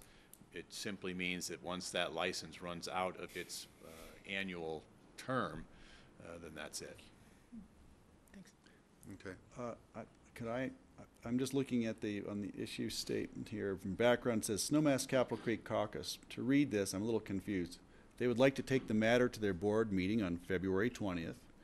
And then it says their master plan states no retail sales and cultivation would require special review. That's somebody's shorthand. I think, are we missing a comma? I'm not sure I understand what the sentence is actually telling me. So I want to be clear on that, because if we were excluding them, are we sure they want to be excluded? Like They want no retail sales. States no retail sales and cultivation. And no processing facilities. Okay, all right. It seems a Commercial cultivation would be by special review. The motion Okay.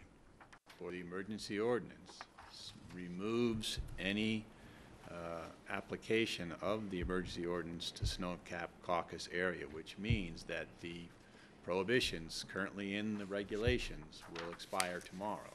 And So the I area would- is available for applications to be reviewed, filed and reviewed. I would move to amend the motion to, let me see that, bring back in the Snowmass Capitol Creek Caucus per their request, that there be no processing facilities and no retail facilities, and that cultivation could be approved via special review by the caucus and the BOCC. That's a little confusing. We might assume what SNOCAP is trying to imply there, but processing is not a facility that a license is given for. There are 3 types of licenses Okay. for either medical or retail. And if you are licensed as a production facility or a grow facility, there is processing that naturally occurs there. So to say you're not going to What is the one that's the license for, like, making infuse popcorn? infused products. Okay, and so I'll correct that to say no infused product manufacturer. Okay, that would cover. Okay, thank you. Is there a second to my amendment? I'll second that. Okay. Now we can either vote on the amendment. So we need to vote on this amendment. All in favor of this amendment? Aye. Aye? Okay, and then where do we go? Where do I go? Information as a You whole. have the original Okay, then we're back motion on the floor. to the original motion, which is still on the floor. All in favor? Aye. Aye? Okay, we're moving forward Great. through the fog.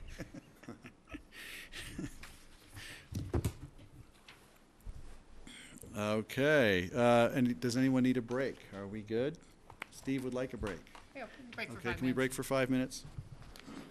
1:42 back at 1:15.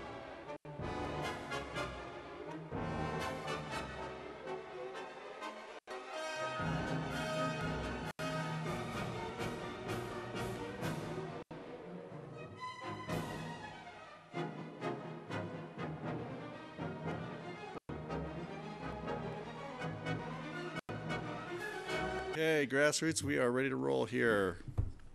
Okay, I've just been coached by Let him give you Rachel. the high sign. You're taking this one? Okay, Let him give you the high sign. He's actually on. we're good. We are on, okay. So we're at item 9, individual consideration items.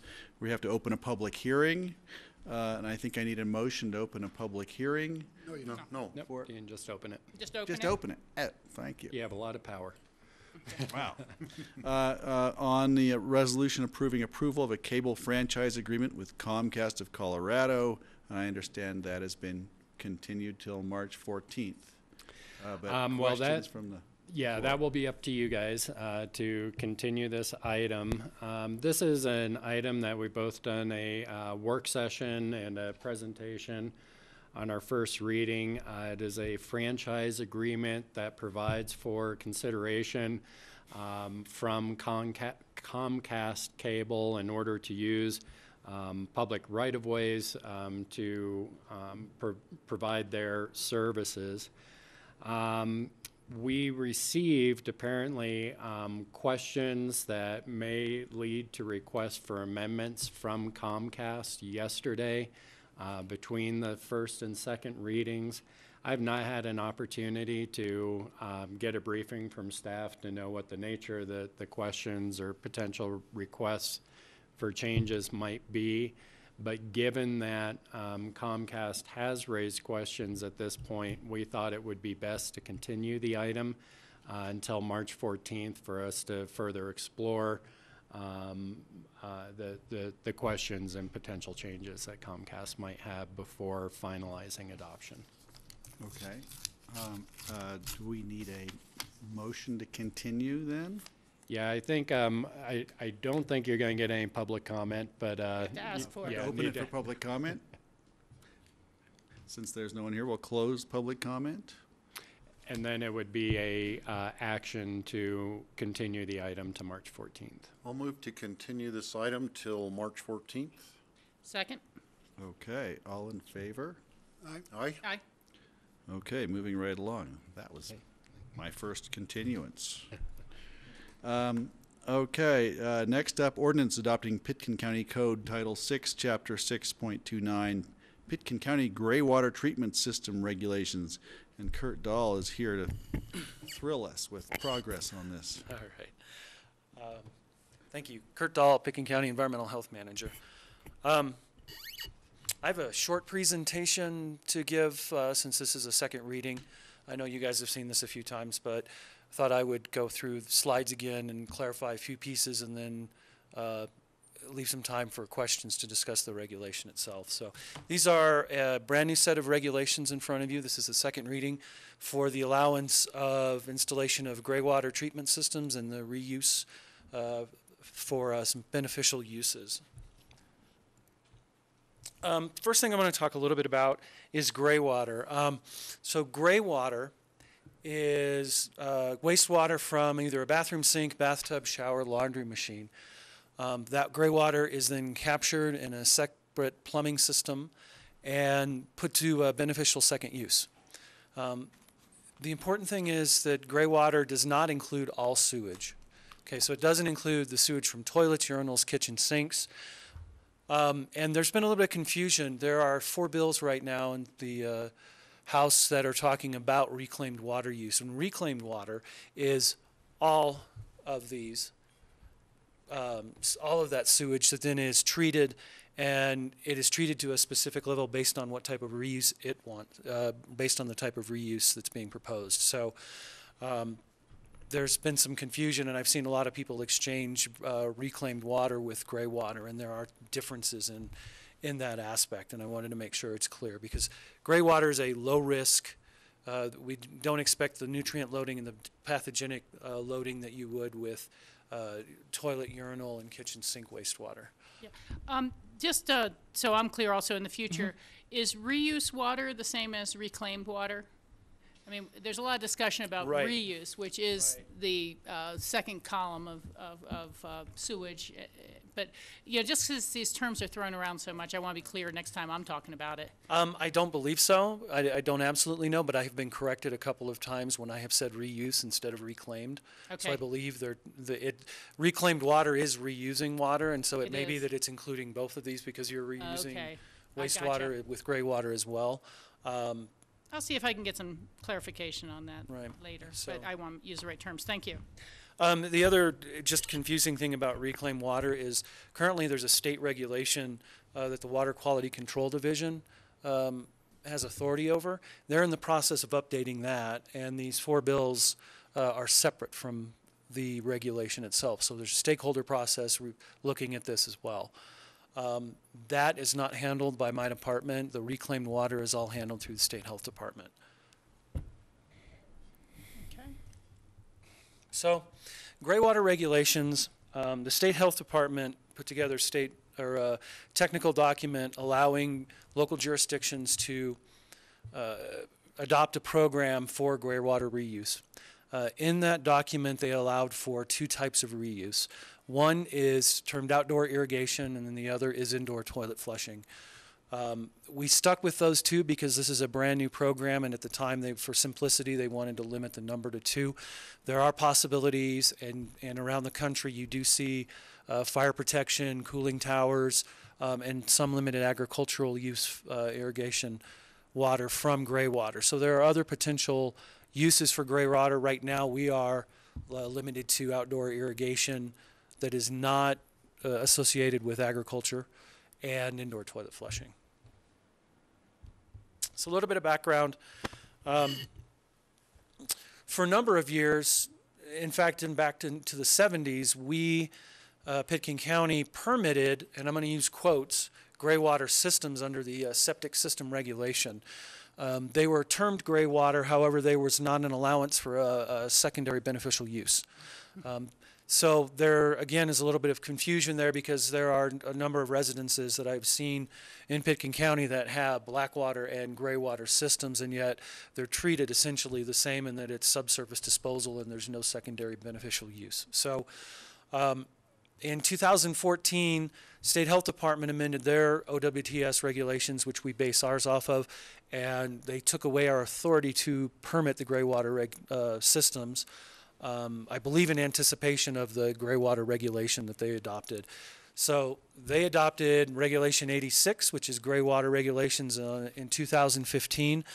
Those are technical documents that really set minimum requirements for the two types of systems, the subsurface irrigation and toilet flushing. They left all the other aspects of permitting to local jurisdictions. So again, the local jurisdictions are the ones that are responsible for the regulations and then the monitoring and any type of enforcement. So the regulations you have in front of you are a marriage of the permitting aspects of our OWTS regulations with the technical aspects of the state regulations. So as an example, an applicant, and these regulations are for unincorporated Pitkin County only. So an applicant would come in with an application just like a septic application. There are minimum requirements for that application. The application itself will have the basic property information, property owner information, contact information. There will be a design. One of the things I wanted to note that I haven't before, there's not a blanket requirement for an engineer design. And our septic regulations are the same. There's not a blanket requirement, but there are standards at which an engineer would be required to design as a pump system. So, but if you have a very simple gravity fed system, you know, that wouldn't necessarily require an engineer design, and I wanted to keep that same level as our septic regulations for consistency. Along with the design application, there will be a sign-off from our building department.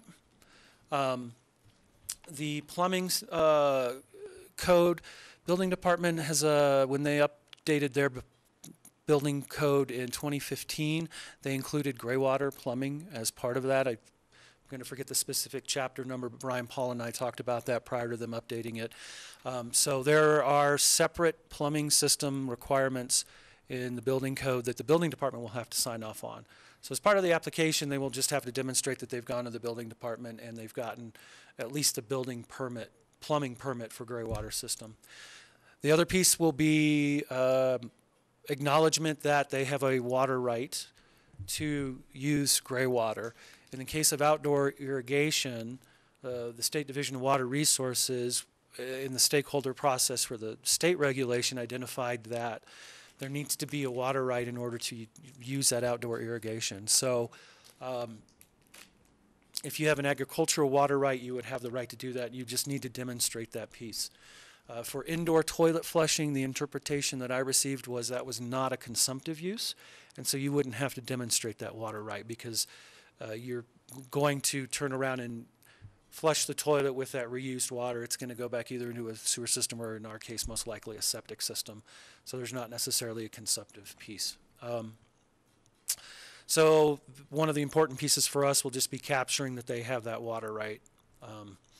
As an example, some of our residences have what we call a domestic well, which is indoor use only, and so they would not. So we'll have to work through that process as we go through it. So they'll make application, we'll review the permit, we'll approve a permit. That time they'll go out and do construction. We'll go out and do an inspection of the construction, either as it's been fully installed or in some cases partial installation. We do that with septic systems as well. If you install a component of it and the weather's coming in, you know, we would rather see you have that piece backfilled than have it exposed to the elements. So we work with the contractors on that. Once we have seen the entire system, they'll backfill it, and then we would give final approval once we have seen final sign-off from the building department for their building permit or their plumbing permit. So in a nutshell, that's kind of the regular, or the permit process. The permit itself, we've included for new construction, repairs, modifications.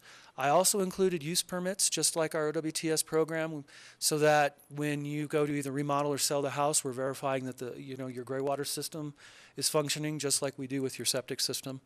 I think that's been a big benefit with our septic program, and it makes sense to continue that with a gray water system, just to ensure that it's operating correctly. And then the other one is called an operating permit, and this may be a little bit of new language to you. This is coming, again, it's from septic regulations, but there are treatment requirements if you're doing indoor toilet flushing. Some of the ways that people are meeting those requirements are all-in-one units that require maintenance and an operating, someone to operate that. And we want to ensure that somebody is having that system maintained or operated correctly. What's called an operating permit, and this would be true for a septic system with a higher level treatment system, it's a permit that just ensures that people are having that system maintained and operated in a correct manner, and it's one that would occur every couple of years. I would imagine if we see something like this, it's going to be on a commercial unit, say one of the multifamily units, if they wanted to install a toilet flushing, indoor toilet flushing, in Mid-Valley, that, that's something that you might see an all-in-one unit that would treat the effluent, and that would need a permit to make sure that it's being maintained. Does that make sense? I don't know if I said that as well as I could have. So, you're thinking, when you talk about an all-in-one unit, sort of the thing you see, the toilet that has the sink on top of it, and it has some sort of, right, more complicated than that? I've got a schematic that I can show you, but it's really so for indoor toilet flushing, there's a disinfection requirement, and we talked a little bit about that in terms of why they required the disinfection, but it's a unit that does the disinfection, and then there's a dye that's also required. So it disinfects, is a dye, is a collection unit that then holds the water for it to get pumped back to a toilet for that to be flushed. Okay. So in that kind of a unit, you're going to have to make sure that you have if you're using chlorine, whatever disinfectant you're using, that's working, or if it's UV, that the lamp is working. So there's some maintenance requirements on those. There's not a blanket in here that says that it could be the property owner doing the maintenance, as long as we have some type of certification that they can do it. We're not restricting on how or who has to do that. It just needs to be done. Got it. And then verifying that for us. So at this point, I don't anticipate we're going to get a lot into that, and we can talk a little bit more why. But it is there if we do end up with a type of system like that, because they do exist. I left this in just to talk a little bit about gray water, the regulation itself. It's a little different than a lot of the other regulations that my department handles. A lot of different entities here. This is not a requirement by any means like our septic program. So you have a number of different agencies that have interest in gray water reuse, and you have to coordinate with a number of them. I've identified that a little bit in terms of the coordination with the Division of Water Resources for verification of the water right, and then our own building department as well. And then obviously we have CDPHE. If we have water systems, there's coordination with the water system and water operator. So there's a bigger picture here in terms of coordination amongst a number of other departments outside the county in order to operate this program. And I think you guys have seen this before, but just to demonstrate a little bit on what we're talking about in terms of capacity, this is a breakdown. As it's been pointed out, it's a little old, although based on septic regulations, it's talking 69 gallons a day. Our septic code that's been updated is using 75 gallons per person per day, so it's still in the ballpark. When you look at showers, clothes washer, bath, and faucets, there's a sizable amount of water that certainly is available to be reused under these regulations. So I think as we pointed out last time, leaks, 14% of that's a huge number. That's amazing. It is pretty amazing. So I've seen that repeated in a couple other places. There's a slide that I didn't include here from Denver Water that talked about the same amount of percentage in terms of leaks in our infrastructure. It's kind of shocking. Yeah. Well, and when we're talking about conservation and the interest in conservation, certainly there's another opportunity that It conserving the becomes water. groundwater though, doesn't it? Yeah, true. It comes back in their well. True. And this is the Denver water. Or I'm sorry, this is gray water. This is just an additional slide that actually shows what that would look like in terms of gray water. So somewhere around 27, 28 gallons per person per day that could be then reused. So in terms of the regulation itself, there's requirements for filtration and for indoor toilet flushing disinfection. And this was a slide put together by State Health looking at different research on the pathogenic or coliform in gray water. And as I've mentioned before, when we look at this regulation, it was more restrictive than we really anticipated when we first started out with the stakeholder process at the state level. And this slide demonstrates a little bit of why, because if you look at the right side, the newer research is showing that we have coliform amounts that are getting closer to what standard wastewater is. Because of that, the state health department believed that, especially with indoor toilet flushing, we needed to have a disinfection step. And their reasoning, honestly, we joked about it when you guys met as a Board of Health, but the idea of somebody's dog drinking out of the toilet bowl and then unfortunately exposing themselves to this. And then licking your face. And licking your face. And as a public health official, we do see that animals spread disease, communicable disease to their homeowners.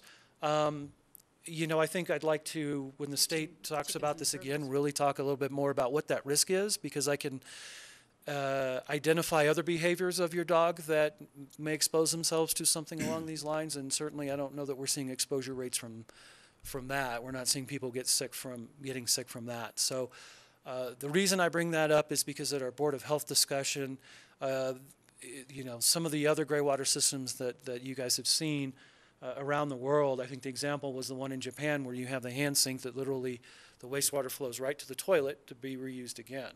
And when you think about the elegance and solution of that compared to what we have here, there's no disinfection, there's no holding tank, there's no additional plumbing.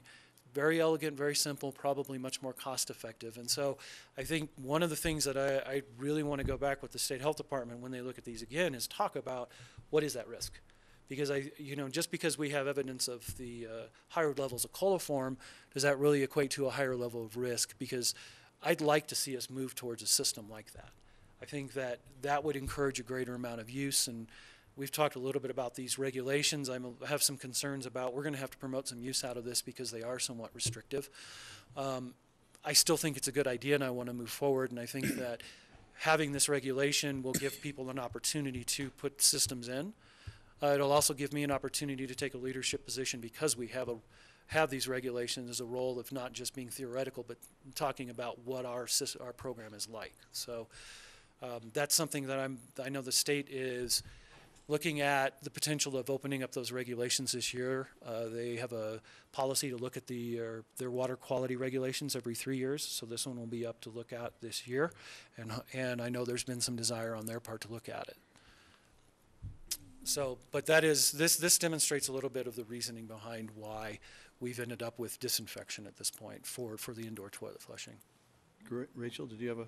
Yeah, well, I think you just closed with a comment I was thinking of, is that we really are going to have to find incentives for people to want to install this, especially if it's a retrofit situation. New construction or, rebuilds, it might be easier. And so I know you have a full plate there, but I think, perhaps even if you haven't already, presenting this and talking to our Healthy Rivers and Streams Board about the benefits that this may have. Right. I don't know if it really is going to save water or not from the river because it's wells, but it may affect groundwater and total water availability. But I think it'd be worth talking to them. They may want to help fund a demo project or, offer some credits or something. The other thing I was thinking about, I don't know if it fits or not, but the last time we looked at the Renewable Energy Mitigation Program, and our own energy code, we were talking about greater sustainability elements within those, and not as kind of limited as they were originally narrowly defined. So I think that this would be well worth talking to Mona about at CORE and see if they see a way that we could work with that. And then, you know, again, our own sustainability project through Cindy Hubin and things like that. But I would definitely try to take a look at both of those agencies. You know, again, I'm not sure about REMP because the system may require more energy to run it, and so you'd have to go back and forth as to is it a real savings. The second is, you know, as we really finalize this and move forward, it'd be great that we could, you know, get the information out through Pitkin. You know, it's kind of an exciting change, and how do you reach out to the HOAs? I was kind of thinking also, I don't know if there are issues with smaller homeowners associations where you know, the lots might be tighter and, okay, they're on septic for this, but they're on common water, and now this is going to be used on their yard. Do they need to notify the neighbors or not? Or, you know, I don't know if there's an education step, you know, the citizen's guide or the layman's guide to how you would go about this as opposed to the technical language. Well, and one of the things you previously asked that we're working on was a flyer talking about gray water systems. Right. It was also going to include rainwater harvesting, just as an informational piece. And I talked with the city of Aspen. They Lee, and I'm going to forget Lee's last name with utilities, did a presentation because the city is interested in gray water as well. She did that last night. I believe they are also working on a flyer, so we may pull some resources. We'll see what information they have versus what information I have that we want to get out to talk about that. So, but you're right, and this is a different program for my department because this is a voluntary piece. Yeah. So there's going to be some promotion, whereas if you think of my other programs, they're you know, regulatory and mandatory. So there definitely will be seeing some effort on our part to promote it, and I have a couple of people already listed out, Cindy Hubin and Mona with CORE, to start talking about how do we get this out, how do we, does it make sense for REMP, those sorts of pieces. Can we encourage people, with CORE to put these systems in if it makes sense? And again, the Healthy Rivers and Stream Fund, Healthy because River they and have some Stream, grant right. money, and perhaps some of that would be either for the education or for, some incentives. Right. The one other last comment would be, I think you started your presentation by saying there's kind of 4 bills floating around that might There are. update. And I'm going down tonight. Steve's going to come down on Friday. I don't know if CCI is picking up any of those bills, but if you have ones that you strongly support, or you want us to oppose, or want to give us any background, please, this is your area of expertise, and so just email me your comments on those bills. Okay. Okay. Yeah, and I would have to look it up because we were waiting for some information. State Health It's was always supposed like to that. comment, right? And then they'll calendar it for hearing the day after you get the information. Okay, thank you, yeah. So. Let me get Steve here yep, before you okay, yeah. pick it back up. 2 comments. One, to me, it's counterintuitive that the kitchen sink and dishwasher water is considered black water, whereas from bathtubs and showers and the sinks in the washroom are considered gray water, because the latter would all be more inclined to have coliform bacteria in them, and the kitchen sink water wouldn't. So to me, I just don't quite understand the logic behind that, unless there's perhaps some pathogens in the washing the food that can't be killed by disinfectant. So could you explain that again? Why? Sure. Why they chose those Right. ones? So, I think really you hit on it already with the food. So it comes to behavior, and we all have different behaviors, but a lot of people use their kitchen sink to thaw raw chicken, raw beef, and those can contain pathogens, certainly much more than when you're taking a shower. So obviously not everybody does that, and we have to go by a worst case scenario, but there's a greater chance that you're either going to have, if you have chicken that you've cut up, that you have parts, some people have garbage disposals, even on septics, they grind that up. So there's more of a greater likelihood of seeing that type of food that could contain pathogenic bacteria in this case, and it's just a higher risk. Not everybody treats it that way, and we don't want to regulate that, first of all. We don't want to get into that aspect of it, so it's just easier to exclude that. And when you look at the other sources, there's still an awful lot of water that can come from those sources. The one piece that you did bring up that I should point out is that if you have a baby and cloth diapers and you are washing those diapers in your washing machine, you're not to use your gray water system if you have one. So there are some educational pieces around that for that reason. So Okay. did that answer your question? Yeah, Okay. that's adequate. Okay. I just wanted to understand that a little better. Rachel mentioned talking to CORE and, different people about staying in touch and maybe expanding the conversation. I think Rocky Mountain Institute would also be an agency that we should keep in the loop, because they have a very strong part about water use and conservation. They have experts there on water things, and they're probably tuned into gray water use and different systems around the world that we might not even be aware of. And one potential thing that I could see in some communities would be the use of raw water for flushing toilets that doesn't have to go through the whole water treatment system. And some communities have separate lines for, like, their maybe fire, the fire hydrant system or something might be run on raw water that hasn't been treated.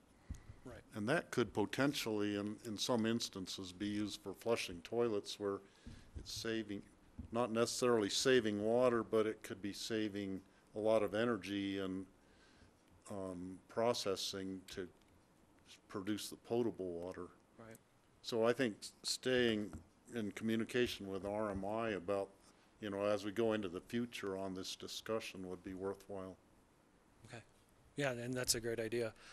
Especially with their experience, they may be able to give me some data that I can go back to State Health with, or be a stakeholder with it themselves. So, back to the presentation really quick. So, we had indoor toilet flushing. There are a couple of pieces that then we differentiate out with the two uses. We have 4 categories. So again, the use here is there it is. Subsurface irrigation, and these are for single-family homes, and there's a maximum of 400 gallons per day. And when it says combined flow, that would be if you had subsurface irrigation and indoor toilet flushing installed in one household. You can do one, you can do both. There's not a requirement for either. As Rachel mentioned, part of where we see this, at least for the entire household, is probably going to be new construction. And certainly that was my first thought with this. However, I've had a few people point out, and it makes complete sense to me, that you can also put in, say, if you have access to the drain system for your clothes washer, you can pull the plumbing permit and just use that for subsurface irrigation. You don't have to use the whole house. That makes a lot of sense, and quite frankly, I'm in that situation. Unfortunately, I'm in Eagle County, not Pitkin County, but at some point, if you have that access, you may have the potential to retrofit your house without a huge expense, like I know I initially was thinking the entire house when I was thinking about how these regulations were going to work. So there's some benefit there. Again, you capture that gray water, and the largest tank you can have is 400 gallons. And then we have non-single family, which again would be like your multiple family structures. Again, same type of thing, subsurface irrigation or toilet flushing. And there's a limit to 2,000 gallons per day, and that limit comes from State Health. They have a number of regulations, including our septic regulations, that once you get above 2,000 gallons per day, anything goes to State Health Department for permit. So that's where that number comes from. We're hoping at some point that we get the State Health Department to look at this and maybe readdress this as not a literal number, but more about a strength of sewage, because the expertise is there. It doesn't matter if you have the space, and why are we limiting somebody to 10,000 gallons? Because the state process is very complicated, costly, restrictive, and so a number of us think that we can work on that. But for now, that's where we are with this. Though this is a little complicated, it's a schematic, but I really wanted to point out what we're talking about. So the gray water system for an outdoor irrigation, so you're capturing your gray water from your pipes, You have an influent that then goes to some type of particulate filter, then goes to a storage tank. The storage tank, you need to have an overflow and a valve because with the outdoor irrigation, this is seasonal.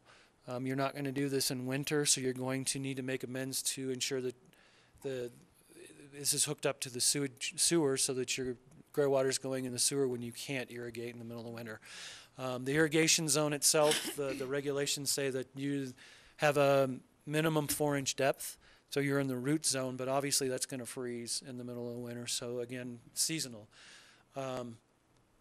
So gray water reservoir can be 400 gallons, and then you're going to go out to either like a mulch basin or I think of, a drip system that, for your bluegrass, something along those lines. Irrigation system can't be used for edible food at this point. That's not one of the permissible uses, so this would just be outdoor irrigation for flowers, grass, trees that aren't fruit trees. So that's this system. And then for either urinal or toilet flushing, again, you have gray water coming in, filter system, gray water reservoir that has some type of disinfection unit associated with it and a dye unit associated with it. The dye is a vegetable base so that after the toilet flushing, when it goes back to the septic system, it's biodegradable. That dye, I believe, is either, I'm incorrectly stated purple, I believe it's green or blue. Again, so this is a little bit more of a complicated system. We, at this point, we're required to have disinfection. Again, you have an overflow and a valve to go back to sewer in case you need to take this system offline to run it. And then there's an entire gray water system for collection. So I believe that's the end of my presentation. Great. Informative. Thank you. Rachel? Yeah, Kurt, I really would just like to thank you for the real hard work sorting through the state codes, the health codes, the water quality codes, construction in order to bring this forward. And as I mentioned earlier, last week before last, down in Denver, Club 20 had its legislative days, and they closed with a panel discussion about water reuse in the future and gray water reuse. As an important source of extending our water supply, something that's supported in the state water plan. So there's a proponent from Denver Water, the Denver Metro Chamber, Western Resource Advocates, and I believe there's a reuse type of nonprofit as well, but it may have just been a division of Western Resource Advocates. And in asking another question, I was really proud to say, well, Pitkin County's already had first reading on its gray water regulations, and we're moving forward. So we got a little applause from the panelists for that. And again, just thank you. I'm happy to move this forward. Thanks. George? It's a public hearing. To open the public hearing. We have to open the public hearing. Yes. Okay. We need a motion to open the public No, hearing. you don't need a motion. You just ask for public comment on this item. Thank you. Public comment. Do we have to close it, or do we keep it up? You can close it now. Okay, I can close it now because it's our last And one. then open it up again if you want. Okay, closing public comment. Would you accept the motion? I'd like to move to approve the ordinance adopting the Pitkin County Code Title 6, Chapter 6.29, Pitkin County Gray Water Treatment System Regulations. Second. Okay. George got a can second. have it. One comment. Kurt, could you give us a update if someone in Pitkin County actually applies for one of these and kind of give us see how the process works, if it, Yes. just so we can kind of keep tabs. I hope that there are people who put these systems in when they're, especially when they're doing new construction, I guess is when it would most likely be put in, but Most I'm really likely, curious about it, and I hope people do take advantage of it. I do. I think it'll take some work on my department's part to really get it moving and get the information out there. But I'm hoping, that's my hope too with this, because I think it's a good solution, and I think as we move forward, we can make it an even better solution for conservation. I wanted to add to that, yeah, clearly it takes some promotion, and it would be great to see if you discover what are the simple solutions, what are the skimming the cream off of this to get something started that, is when I first look at it, I think, wow, I can't imagine jumping through all the hoops necessary to make this work, but there must be simple simple ways to begin. And if we can promote that, then maybe that's a good start. So keep great work. Thank you. Thank you for this. I think we need a vote. All in favor? Aye. Aye? Okay, thank you. Thank you. Well done. I'm going to move on, and hey, Kurt's still here. Resolution repealing and reenacting the Environmental Health Department fees. And that's Kurt, and you launch in. Yep, I don't have a presentation. This is just to incorporate a fee for gray water system permits. The staff recommendation was for an hourly charge. When we previously discussed this, the one comment that I thought was really great that we'll adhere to, because this is a brand new program, we're not going to, if you will, overcharge somebody as we're working through the process, because it is an hourly rate. So I didn't want to codify that just because, again, we get into partial inspections and there's some real costs there. But I was anticipating the first couple, the most we might want to charge somebody would be similar to what a septic fee is, or maybe even less if they have a combination septic and gray water permit. That was the reasoning behind recommending an hourly charge to begin with, because this is unincorporated Pitkin County. And if it's going to be a new system, likely we're going to see a septic permit as well. There's a number of pieces that cross over in terms of information for both that will create some efficiencies in review. And so setting that flat fee didn't make sense to me, because a lot of the cases we're going to have already reviewed pieces of this, and it will just be the design that we'll be looking at specifically. So there'll be some efficiencies there, and it made more sense to just go with an hourly fee for that. Comment, questions, public? Yep, Rachel? Well, I was just going to say, just give us some feedback on how that goes, you know, and what it ends up being. But I'm happy to be a little flexible with it. I think that's appropriate. You know, first few in the door are, you know, always the learning experience, and we don't want to charge them for that learning experience. Right, okay. Yeah. Okay, we're opening it for public comment and closing it. Okay. I think we're ready for a motion.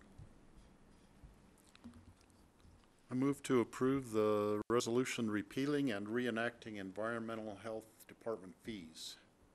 Second. All in favor? Aye. Aye? Aye. Okay, thank you. Thank you. Thanks very much.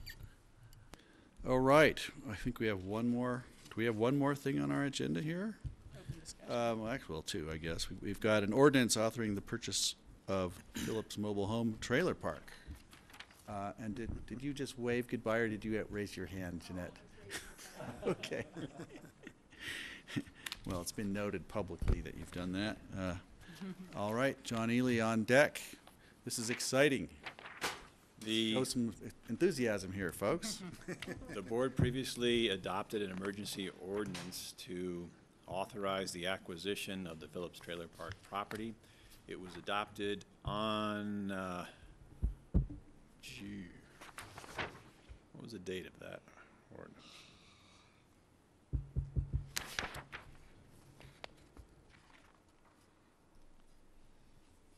Well, I think it was a couple of weeks ago.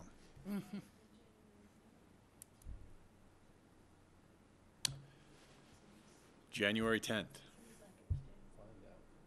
No. At any rate, pursuant to the Home Rule Charter, when an emergency ordinance is adopted by the board, it takes effect immediately and it has the force of law upon the vote of the board.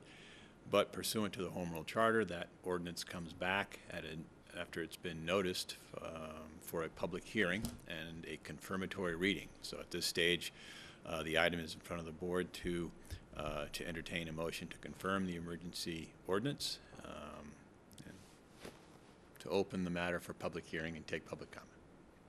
Okay. So remind me again, do I open it for public hearing now, or do we take it the motion first? As long as they both happen before the vote, it's okay. It doesn't matter so much. So we're going to open it for public hearing, and then we're going to close it, because no one is here today. And we're looking for a motion. I actually have a question first. Okay. I just noticed this. It says repealing the previous ordinance number 5-2017. What did that ordinance say?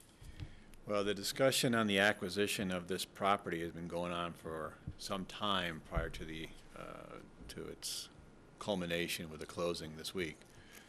The discussion actually began in May of 2016. And at the end of 2016, the board initiated an ordinance process that was concluded in the beginning of 2017 to authorize the acquisition of the property. That acquisition authorization that was contained in that ordinance was for a different acquisition price. And so we needed to have a specific ordinance adopted, which is what this ordinance is being confirmed for a different acquisition price and slightly different acquisition terms.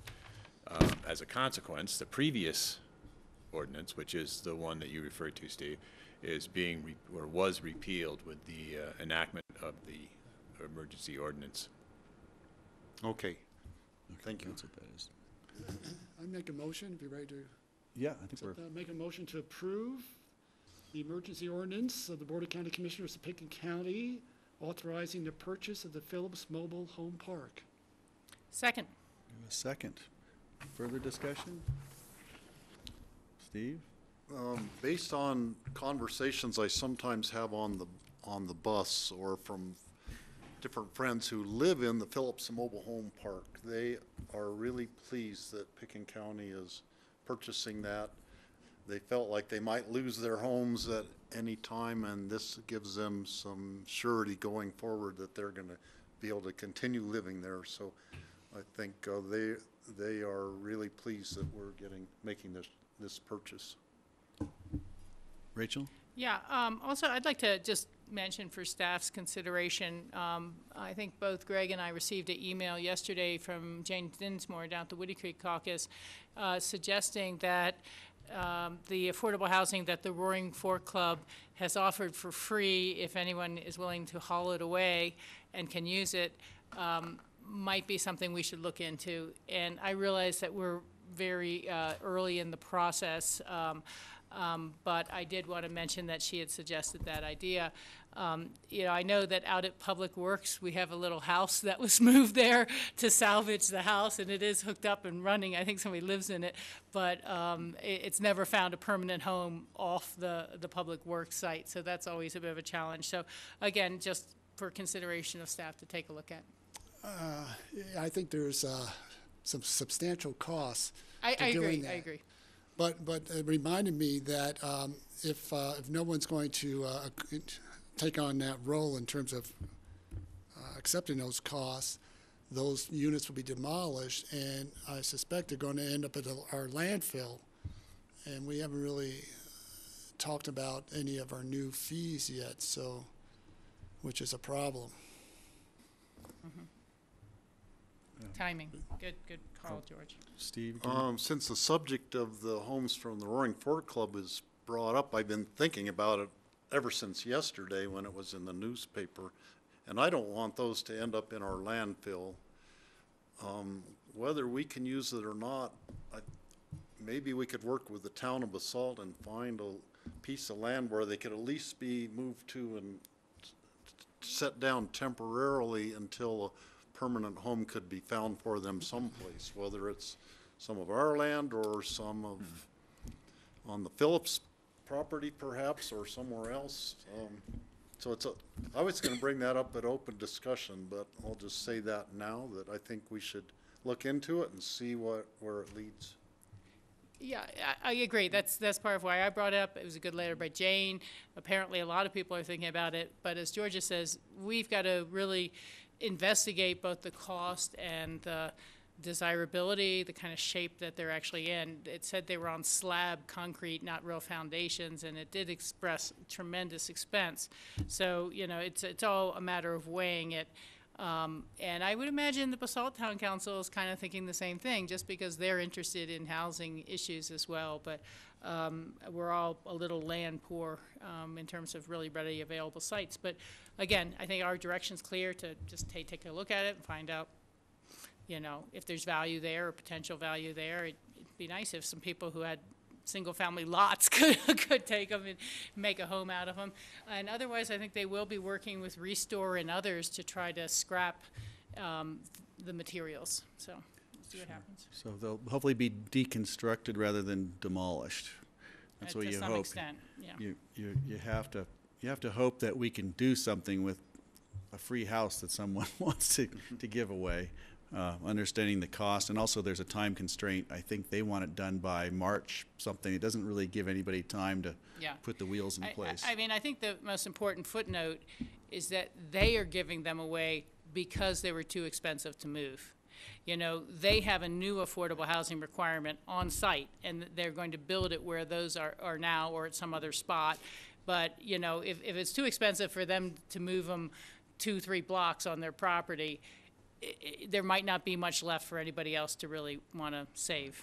And offering it for free means they don't have to pay for the demolition and hauling it away. Right. Exactly. So I think there's Sure. a reason we're seeing. It's- It might be a gift horse. We've strayed off the topic a little bit, but it reminds me of the day when my parents first came here, and they and their friends all scavenged from the old mine buildings to build their homes. And some of the houses that are still here today are full of scavenged materials from going back 100 years. And sure, it'd be great if the community came and just, like vultures, and took it apart and took it away. Wouldn't that be nice? Okay, so we've had a, where am I? We've had a, We have a motion. we have a motion. Are we ready for a vote? He's dying for a vote over here. All in favor, say aye. Aye. Aye. And before we do move on to open discussion, I think the entire board would like to thank John Ely and his legal team for their very hard work in trying to negotiate this contract and get it into a form in which we should be able to assist the residents. And there's a lot of options on the table. I think it's been said before. It's going to take a long time before there's any hard and fast plans. We're planning currently a status quo situation, maintain it, keep it going, keep the residents there, and then continue to work on it from here. Thank you. Thank you. Okay, we're open discussion. Yeah, Greg, Did I have to close, do I have to close anything there, or are we good? No, okay, so it's on to you, John, sorry. so just real quick, you all received an email. There was one addition to the EOTC agenda tomorrow, which is an update on the Castle Creek Bridge, Hallam Street project by the city. Just wanted to be sure you're aware of that before you go in tomorrow. And again, we're not going to have a quorum there because Patty's gone, I'm at CCI, and Steve is going to be going. Well, Oh, he's staying for the, Yeah, we'll okay, have a I'm sorry, quorum. that's right, EOTC, and then so leaving and we will driving have a late. quorum there. Yeah. Okay. Yeah. That's all I had. Anybody else have anything? I'm going to be out next Tuesday.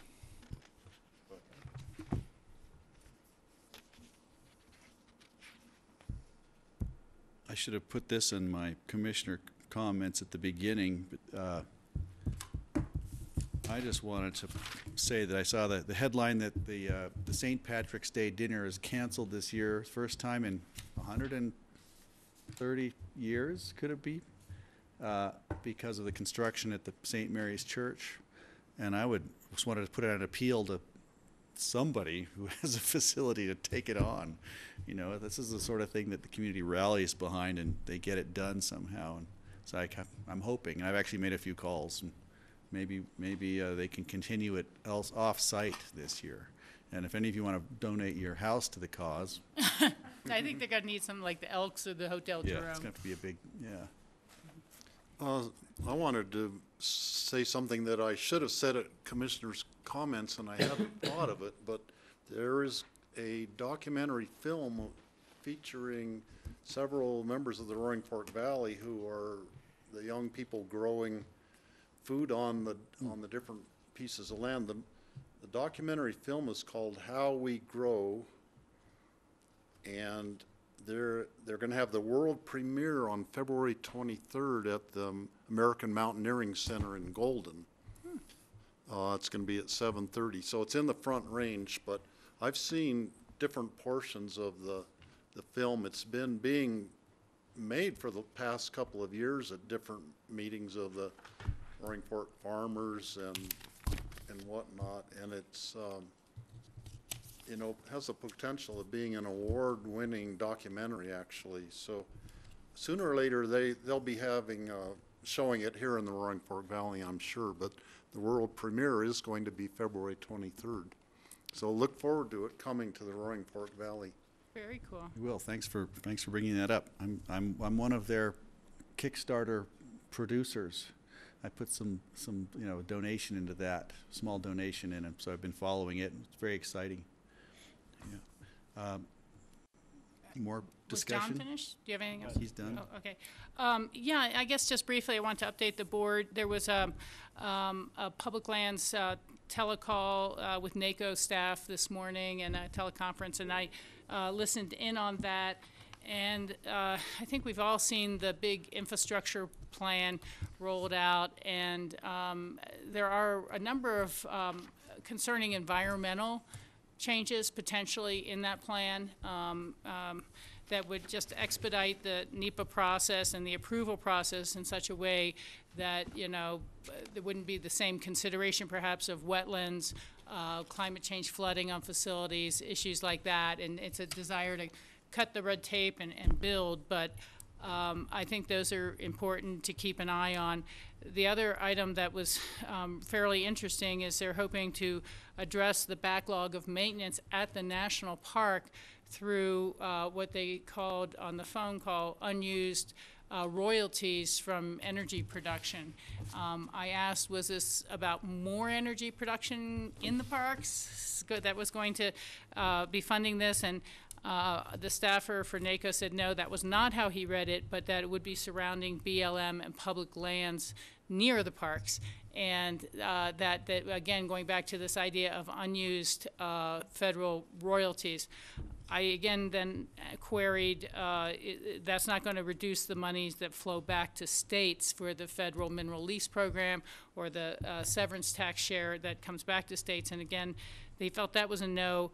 But it does raise the curiosity for me of when they talk about unspent federal royalties from mineral production, are they talking about the funding that has traditionally gone to Land and Water Conservation Fund?